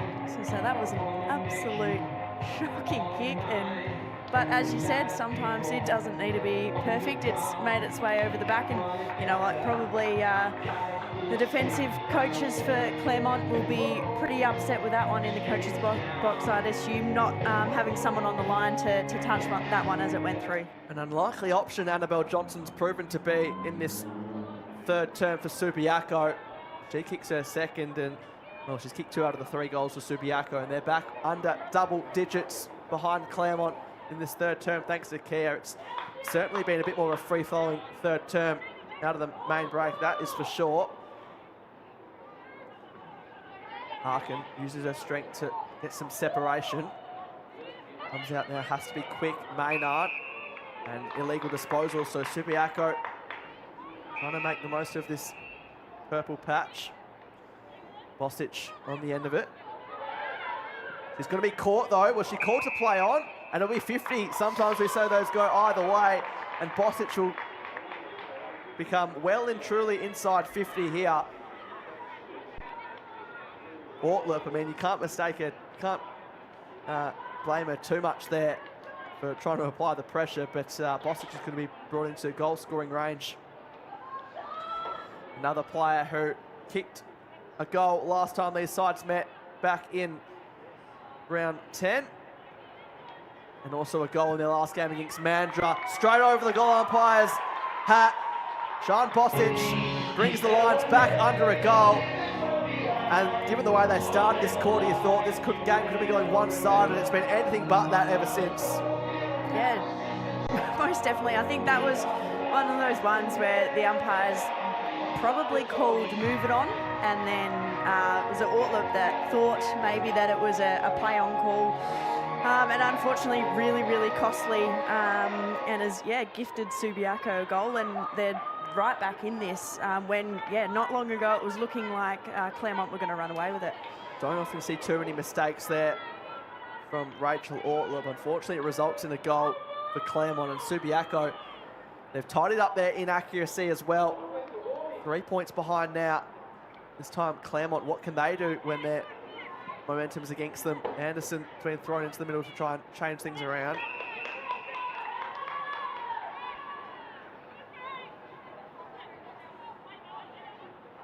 And a one-on-one with Newland, so the two backup rucks giving their mainstays a chop out. Boss, clean pick up, wanted to find Hobbs. Evans, great tackle there. Didn't give her direct opponent an inch.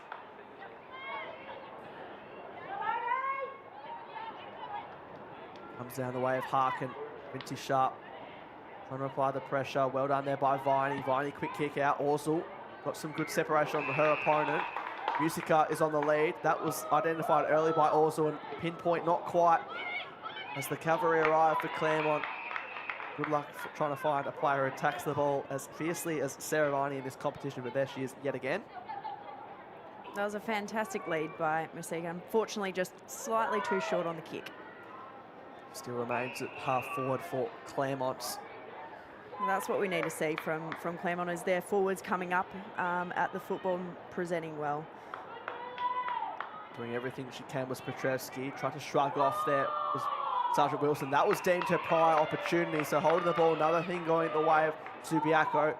Up in the direction of the last goal kicker in Bosic, who didn't have a run and jump opportunity in the end. Spun out there with Epis. Go over to Hobbs. Hobbs now to Shepherd. Shepherd up to 22 disposals. Players come from both directions. Sun playing a little bit of impact on the run and jump there of Lindgren.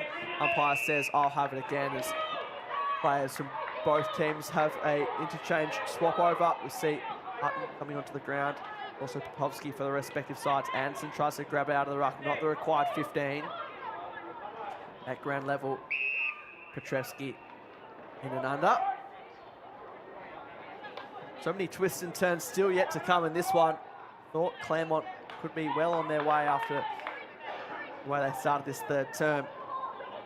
It's all squared up at quarter time. Claremont broke away in the second quarter, holding Subiaco to no goals, just the one behind. But Subiaco 3 goals in this quarter has brought it back to within 3 points. Players diving on top of the ball. And crowds, sighs from the crowd saying dragged on it, but not to be. Husband wanting to find Wilson, moving to the middle. The number 31 for Subiaco on the other end kicks it out in the form of Petrevsky. Foot races on. Johnson going to be second to it. Webb has to just wait for Frame to come that way. Then didn't want to go in that direction in the first place. Hand pass too much on the end. Can Subiaco capitalise? Shepherd running at full steam. Can she rip it out? Not quite in the end. Webb doing everything she can. Didn't give up on that contest. And again, another stoppage. Yeah, been a few repeat stoppages here for both teams. Probably just time to settle into this quarter. It's been pretty hot up and down as we see a free kick going to Matilda Husband. 24 hit-outs next to her name. Now 10 touches, so been a serviceable outing for her today. Hits up the target there in the form of Campo. First goal kicker for Claremont of the day. See, Anderson is the deepest forward. She's going to have a run and jump at this, but great mark there taken. Looks like Corcoran floating in from the side to take the grab. Another player that stepped into this lineup this year seamlessly. If a standing step didn't. Pretty casual kick in the end. Viney, right place, right time. Comes around to Husband. Slung as she got the handball out. Bonadeo can use her left kick. There is Anderson at full stretch. Grabs it clear in the end. Snapping ball around the body. Great smother there. Corcoran doing it marking, doing it smothering. Unfortunately, the kick couldn't quite live up to the same as the kick comes for Claremont. Inside 50. Also quick to play on. Identifying Anderson's there. As Seaborn, she's back on the ground after a hand injury threatened to potentially cost her the chance to run back out there for the day in that second quarter. But good to see her back out there. And, well, if she's taking the mark like that, then she must be all right. Yeah, her finger or her hand must be fine, or she's taken some good painkillers, either one or a bit of both. But yeah, fantastic composure there going inside 50 for Claremont, and just shows repeat entries. It may not be the first or the second time, but that third time coming inside 50, you've got a shot on goal. Hannah Seaborn been playing state 18s for Western Australia. Her first game since round 7, and couldn't quite sneak that through in the end. So Claremont haven't been able to break 3 consecutive goals just yet from Subiaco. Still, though, they lead by 4 points here at Sullivan Logistics Stadium. Game of the round for ATCO WAFLW at round 16.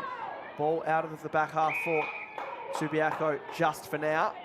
Subiaco really looking to use the corridor, whether at the right time or not. A few of these corridor kicks have not quite worked out for them in the last few minutes. All along the ground. Shepherd right there again. Has to be quick with it. Got a quick kick out. Players come from both directions. Umpire said play on. Pullis around the corner. There's Seaborn again. Could have been a slight jumper hold.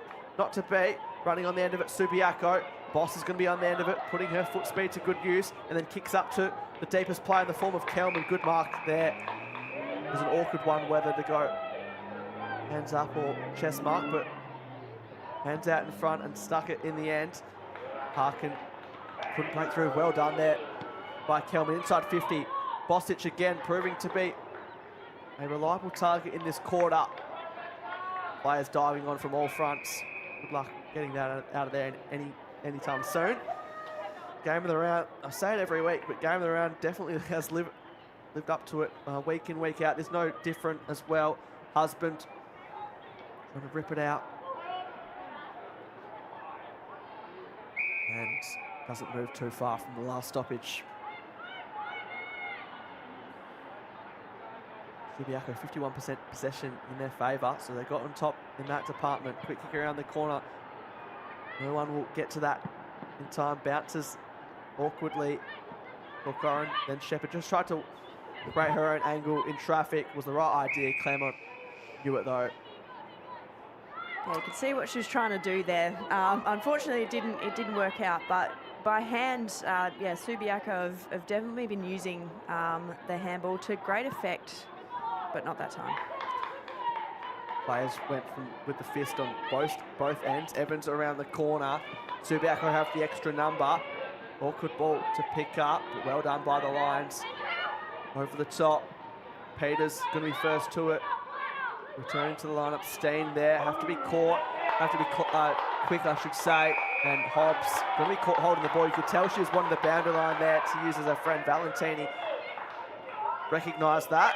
Gets the free kick next to her name. Just has to kick down the line. Ortlup's down there. Good attempt by Campo at ground level. Had a good pace of it in the end, then got back to her feet in an instant. Petrevsky, she also lost her footing. Going to be a free kick coming the way of Subiaco. Umpire just pointing the wrong way for a second there, but it will be Crystal Petrevsky's ball. Session number 20 for her now. Kicks up towards Crane. Crane down the direction of Johnson. Big run and jump. Bonadeo's there. Well done there by Maynard. Kelman starting to make her presence felt on this contest. Henderson likewise. And Kelman again doing everything she can to just knock the ball forward. Dived on top of it, but umpire says no prior in the end. So under a minute 30. It's all set up for a fascinating last quarter to see who runs this one out. Subiaco, their season is on the line. Claremont, they've got an opportunity with Swan Districts not playing this week to go top of the ladder. That ball's not going to be kept in the field of play by Evans off the boot of Harkin, and Subiaco maybe with one last pursuit in their forward half. Down the line, that's going to fail to stay in. So Claremont perhaps the other way can make their mark on this last time. Although umpire's just having a chat here to see. It might be a boundary throw-in because went outside the line, which is pretty rare to see. Yeah, see it a bit in junior footy, but didn't enter the field of play, therefore can't be called out of bounds on the full. Boundary throw-in, half forward for Claremont. It worked out there for Subi, better than the alternative. Ball thrown in. Subiaco, they're going to win the quarter. They do trail though, 4 points. Clock continues to run. Down the direction of Harkin. Husband, one last chance, kick smothered, so Steen denying any last chance. Subiaco, they'll take the momentum into the last quarter, and it could be a quarter that really defines their season, perhaps. So much on the line for them, as Claremont as well, with a spot outright top of the ladder by the end of round 16, up for grabs. Hayley Miller, plenty of twists and turns left to come in this final 20 minutes. Yeah, absolutely. I think we cast your mind back to the start of that quarter, and you would have thought, Claremont had whatever was said to them at half-time was, they were going to sort of run away with it, and then Subi were able to, first of all, sort of shut that down and get back on top in terms of their defensive work, but then to be able to break things open a little bit going forward and put some score on the board through Annabelle Johnson. Yeah, it was fantastic to see from a Subiaco perspective, but in terms of other players for Subi that I've been really impressed with, especially in that last sort of 5 minutes, Beatrice Crane had a great few defensive efforts, in particular, ones that won't get you a stat, but the Shepherds for her teammates to sort of run the ball out of defensive 50. I've really liked her game so far today. Claremont last week came from behind to beat Perth. This time, they're going to be the hunted from Subiaco, who are aiming to win their first game of a Claremont in 4 long years. We'll find out which way this one's heading right after the break, live on the WAFL official YouTube channel.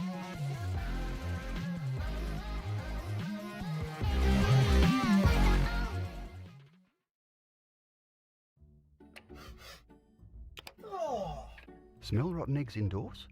That could be a gas leak. Leave the area and report it to ATCO on 13 Now you know, you're good to go.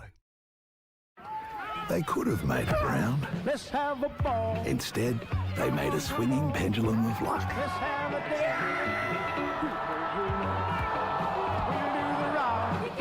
day. We'll do the ball. Let's have a ball. Don't tell When the bounce serves you a clanger, Lucky you're with Amy. Hey, Rog, we got a Kia EV5. What do you reckon?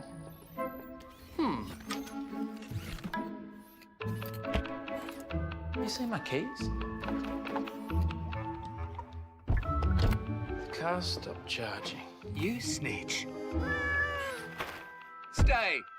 What's massage mode? Oh, did we just become best friends? Kia. Movement that inspires. all the way west. You can't drive there. It lives in us. It's having skin and heart and nerve in the game. It's letting them hear you, wherever you are, whatever you're doing. All the way west is driving 6 hours every home game. It pushes us onwards, upwards, sideways and together. All in, that's just the beginning. We are all the way west.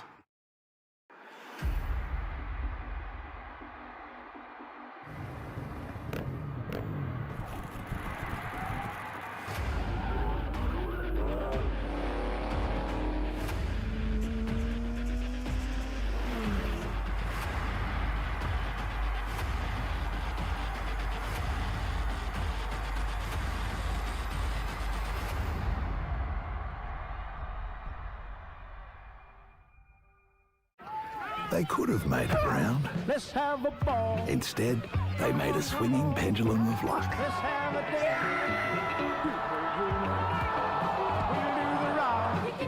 day. We'll do the ball. Let's have a ball. Don't tell if you do. When the bounce serves you a clanger, Lucky you're with Amy. What is Kevin up to? They just got the Kia EV4. Do you love me now, Brian? Oh, poor Kevin. Come on, mate. Let's get you cleaned up. Kia. Movement that inspires. Looks like I need a little TLC. Trust me, you don't want to see this. Gas appliances should be serviced every 2 years. Now you know, you're good to go.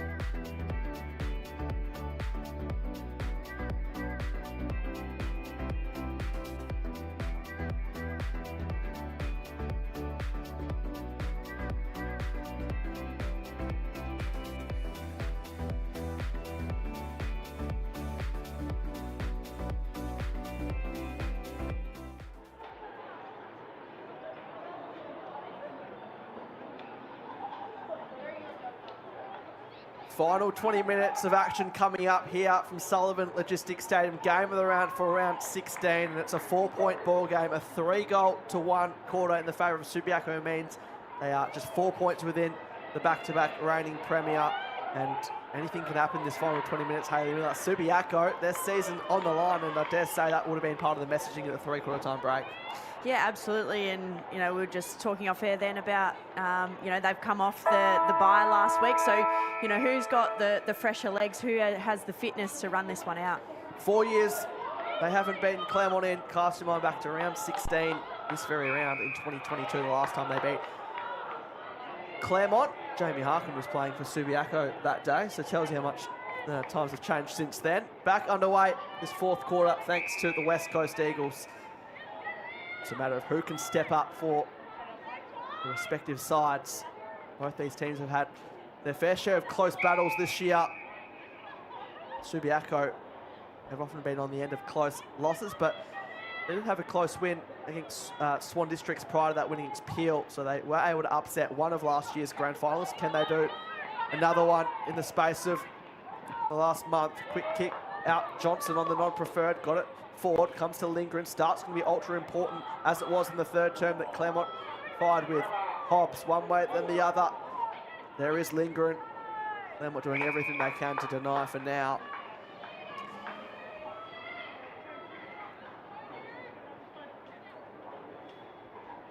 Newland giving up a fair bit of size in the ruck, although she wins her own footy in the end. Good handball out there around the corner. Kelman went. Johnson there. Kicked 2 goals in that third term. Boss. Handball out. Petrevsky on the outside of the boot. Great smother there from Bullis. Who knows how crucial that could have been. Husband just dropped it at a pivotal moment. You can hear the frustration from the Claremont coaching staff right next to us here. And they'll just have to settle for the ball being in their half-back line for now. Annabelle Johnson looking really dangerous forward. Not something I'm sure that the coaching staff in Claremont would have been expecting, so maybe caught them off guard as much as anything. Free kick coming back the way of Jamie Harkin, who was slow to her feet.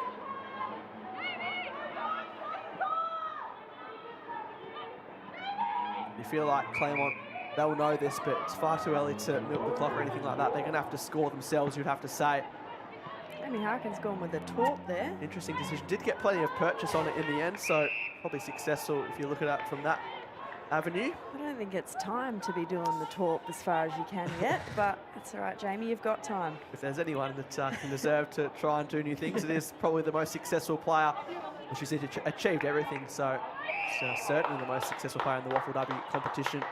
State-winning captain, really put the final nail in the coffin in that sense of achieving everything you can in the game. On hands and knees was Ortlip at ground level. And up towards centre half forward now for the Tigers. They get the breathing room that they're after. Bullis, quick kick. Sergeant Wilson trying to knock it forward. Boss getting it back to help out. Corcoran around the corner. There is that player in Johnson who stayed out of it and actually worked in her favour in the end, that she didn't try and go all in on that contest. Short kick's a good one for Lindgren. Just has to wait for the players to come back. Gives it over there to Steen. Steen gets the kick away to Kelman, who's strong in front. Kept her footing, which was the main thing. Free kick of chopping arms goes her way. Johnson's on the lead. Tompkins down there as well.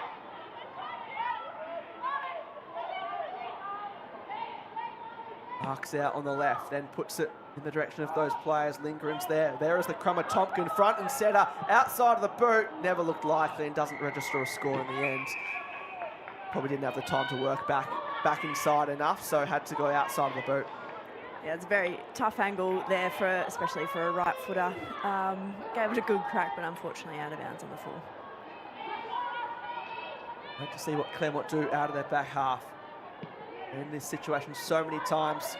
Casting your mind back to last year's final series where it was just 4 points, which was the final margin of all the finals combined. Of course, these two teams played in that final series week 1, where it was a 1-point win to Claremont, and Subiaco, unfortunately, first of 2 losses in the final series for them. Holding free kick coming the way of Crystal Petrevsky, though. Johnson is long. Again, float up, which has sometimes worked out in the favour of Subiaco. Having a fair piece of it there was Henderson, not paid the mark.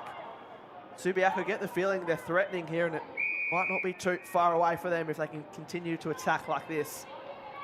Yeah, it's been great. Need to lock it in there, forward line, repeat opportunities at goal. Harkin was left unmarked there. Anytime you do that, it's going to be dangerous the other way. Fist there came from Petrevski to see it out. Good result for Subiaco. Yeah, I think that happened because Paige Shepherd decided that she needed to come off just before that ball went inside 50, which unfortunately left them, a mid-short in that forward 50 stoppage. Don't really blame Paige Shepherd too much. 28 disposals today. She can have a rest. If it means getting back on later, then why not? As Tompkin gets the boot to ball in the end, slams it forward. Webb was just pushed off it. Here comes Maynard. Dangerous handball back into the middle part. Steen lost it for a moment there. Again, Johnson. Hand pass comes out. Popovsky didn't have any price, so shouldn't have too much to worry about here. And the stoppage applied. Claremont, not to say they're holding on just for now, but their backs are certainly being made to work. Thrown up once more. Another stoppage. Side 50 for Subiaco.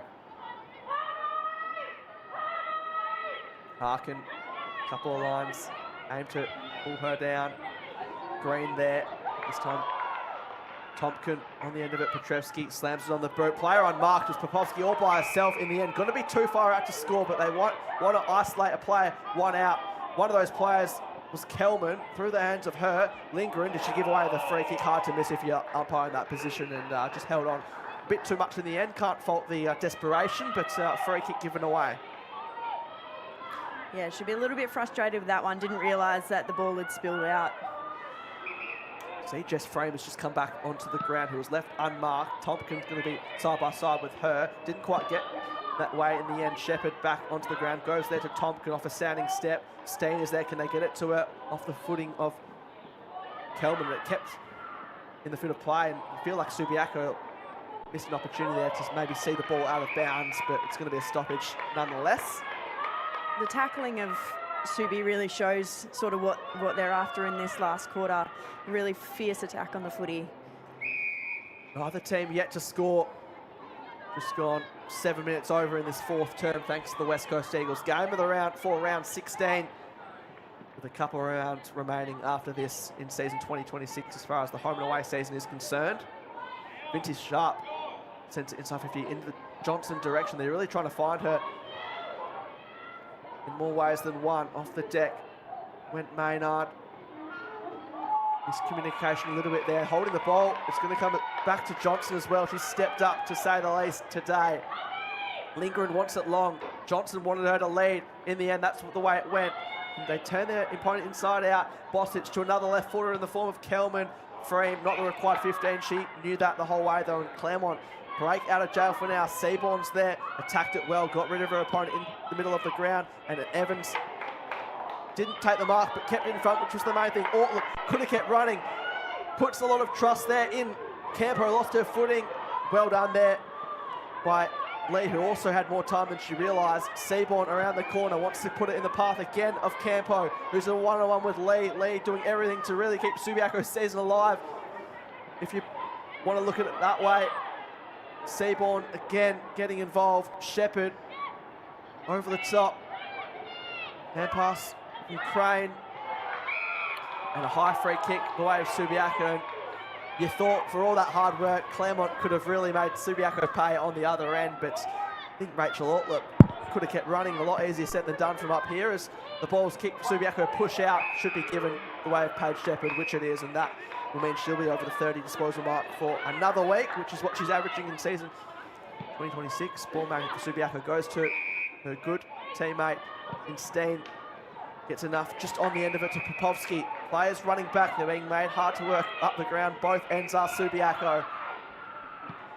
Johnson there, right by her side as Maynard. Johnson had a good piece of it in the end, couldn't quite bring it down the whole way. Umpire says I'll have it. And another stoppage. It feels like the bulk of the play has been in Subiaco's front half, but no score to show for it as far as what it was at three-quarter time to now. Great second effort there.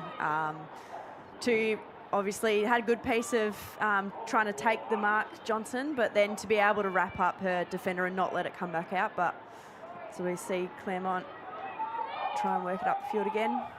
Kick came out from Valentini. Players from both ends trying to will their side across the line.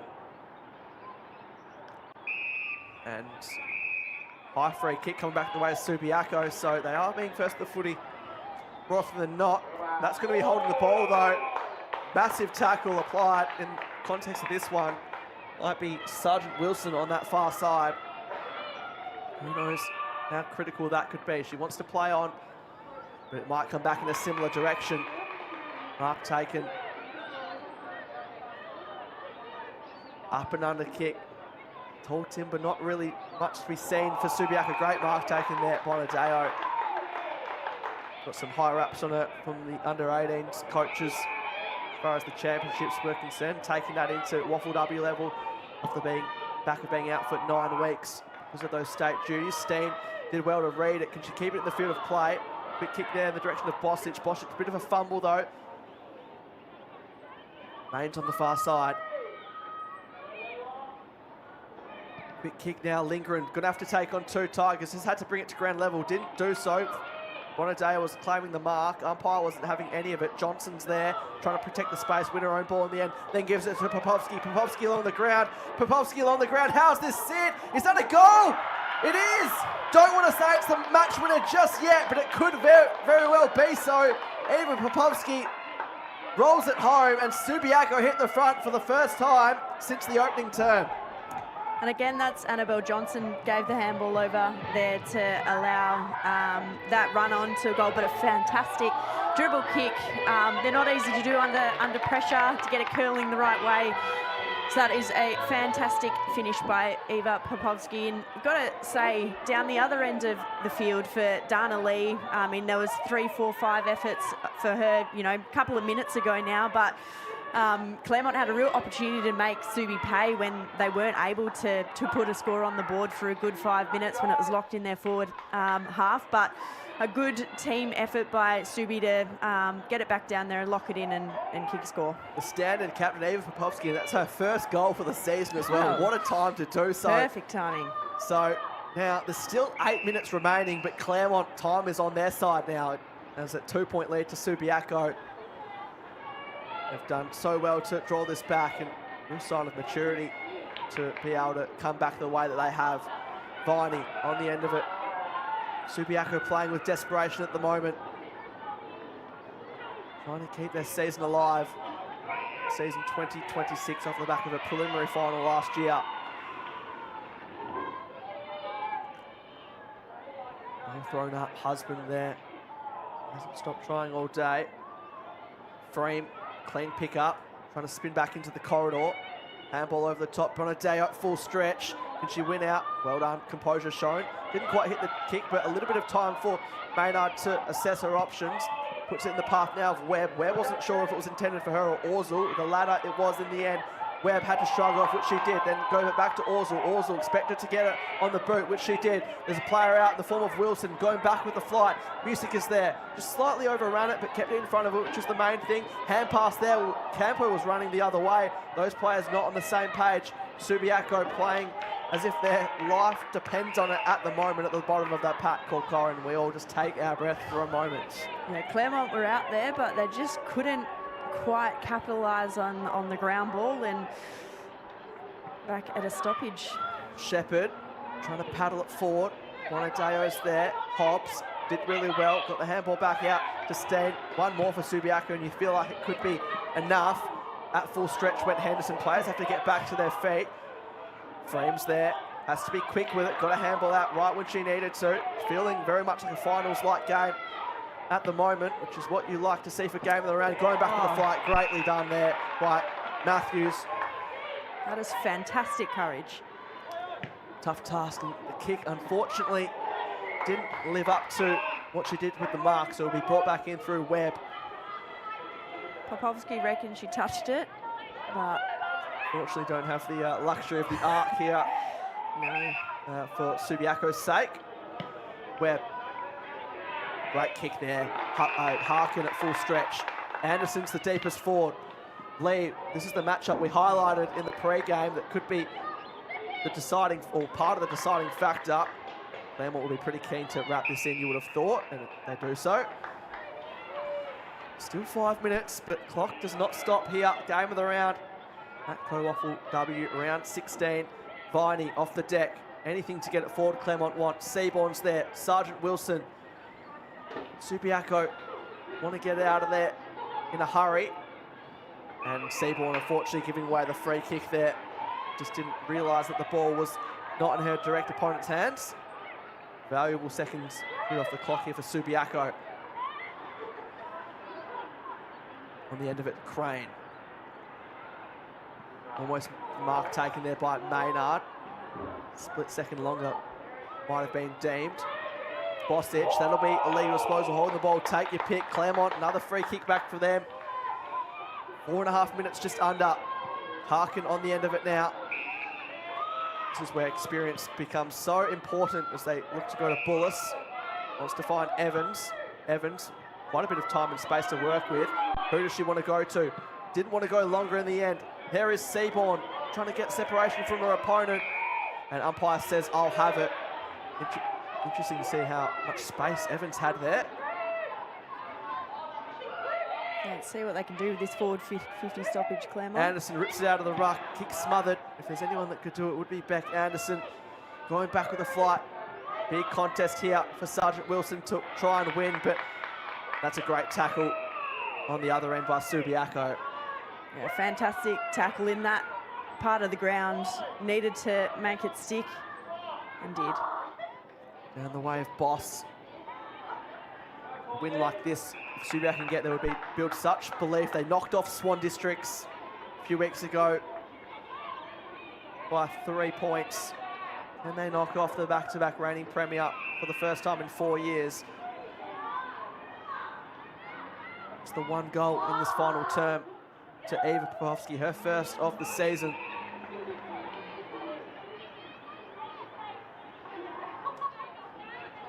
Three minutes just over. Petrevsky's there, gave it out, well done Steen. They could be out here through Shepherd, bit of a fumble, but got it a bit forward nonetheless. Bullis one way than the other. Composure shown to Sergeant Wilson. Now Campo's out here, but Subiaco recognising that.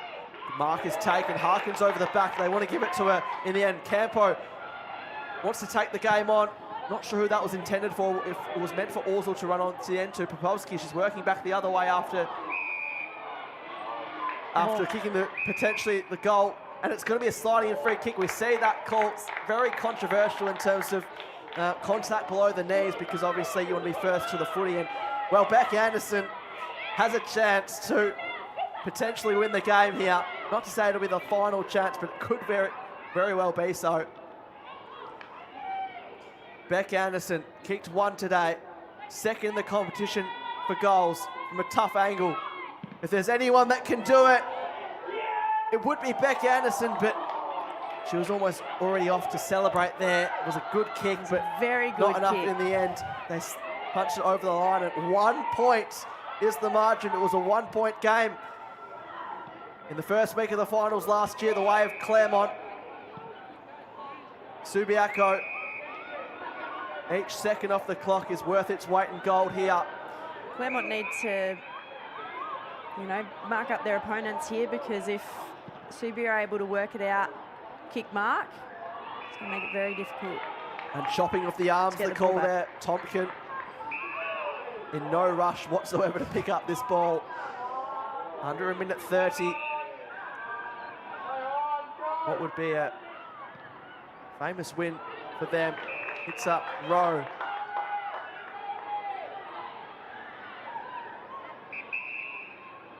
Down the line.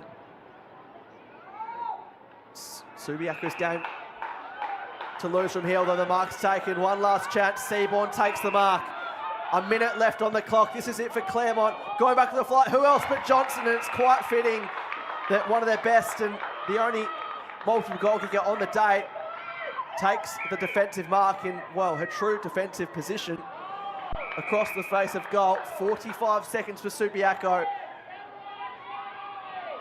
Have they done enough? They've been on the end of so many close losses, particularly to Claremont over the last 4 years. The ball spills out. They just need to pump it forward, and that's a good result for them. 30 seconds on the clock. They're going to be outnumbered here. Claremont need to go end to end without making a mistake virtually. They can't win the clean contest. Boss on the end of it here. It bounces, all ends up. Claremont, they're not going to do enough. They're going to lose to Subiaco for the first time in 4 years. Subiaco, the long streak will come to an end against all odds. They were behind for a large duration of the middle of the game. Subiaco keep their season alive in 2026. They knock off the back-to-back reigning premier for the first time in 4 years to this very round. Annabelle Johnson, honestly, take a bow. I think for all the work she did up forward, and then to come back and take essentially what was the game-saving mark there at the end. I think for me, a best on ground performance. Although yes, Paige Shepherd had a fantastic game through the midfield, end up with 32, 11 tackles, so worked super hard through the middle of the ground. But when, the game was there to be won or saved, Annabelle Johnson, fantastic work. Subiaco, that win keeps their season alive in season 2026. Claremont, of course, still very much in the thick of the action when it comes to the premiership race. They still equal top of the ladder, but of course Swan Districts didn't play it this week with a bye. Looking at some of the key contributors in round 16 from the game, we've just seen a nail-biter in the end with a 1-point win to Subiaco. It was Paige Shepherd with 32 disposals, Crystal Petrovsky with 26, Lisa Steen with 24, so the trio there doing what they've done ever since they've come to the footy club, particularly those two recruits. Haley Bullison, Jacinta Valentini had 23 apiece, Jamie Harkin also up to 20, but Annabelle Johnson, 20 disposals, 2 goals. Hard to go past her for not just the stats, but also the impact she had in that game-saving mark in the end. Quite fitting there. The goal kickers today, Annabelle Johnson, the only multiple goal kicker on the ground. Beck Anderson kicked the goal. We thought she might have kicked the winner late. It looked very good, but a couple of metres short. The Subiaco defence, notably through Dunley, punched it through. She still kicked the goal from that end. Amy Evans kicked the goal out of the blocks of half-time. Eva Campo kicked the first for Claremont. Sharon Bostic continued her goal ways with a single goal next to her name. Eva Popovsky kicked, in the end, the winner for Subiaco, her first of the season. A nice dribble on the ground, as well as Charlotte Tompkins, who kicked proceedings for the day against her former side. Looking ahead to next week for both these sides, Claremont get a well-deserved break. Fortunately, they would love to be going into the break with a win next to their name, but their long streak of 8 wins comes to a close. But I don't think they lost too many admirers today, and we know what they're capable of as they aim for 3 consecutive flags. And sometimes, as you aim for finals, potentially a clean slate might be the best thing for them in the end. Yeah, absolutely. Look, I think they can hold their heads high with how they play today. I think both sides put up a great contest. It was fantastic to watch.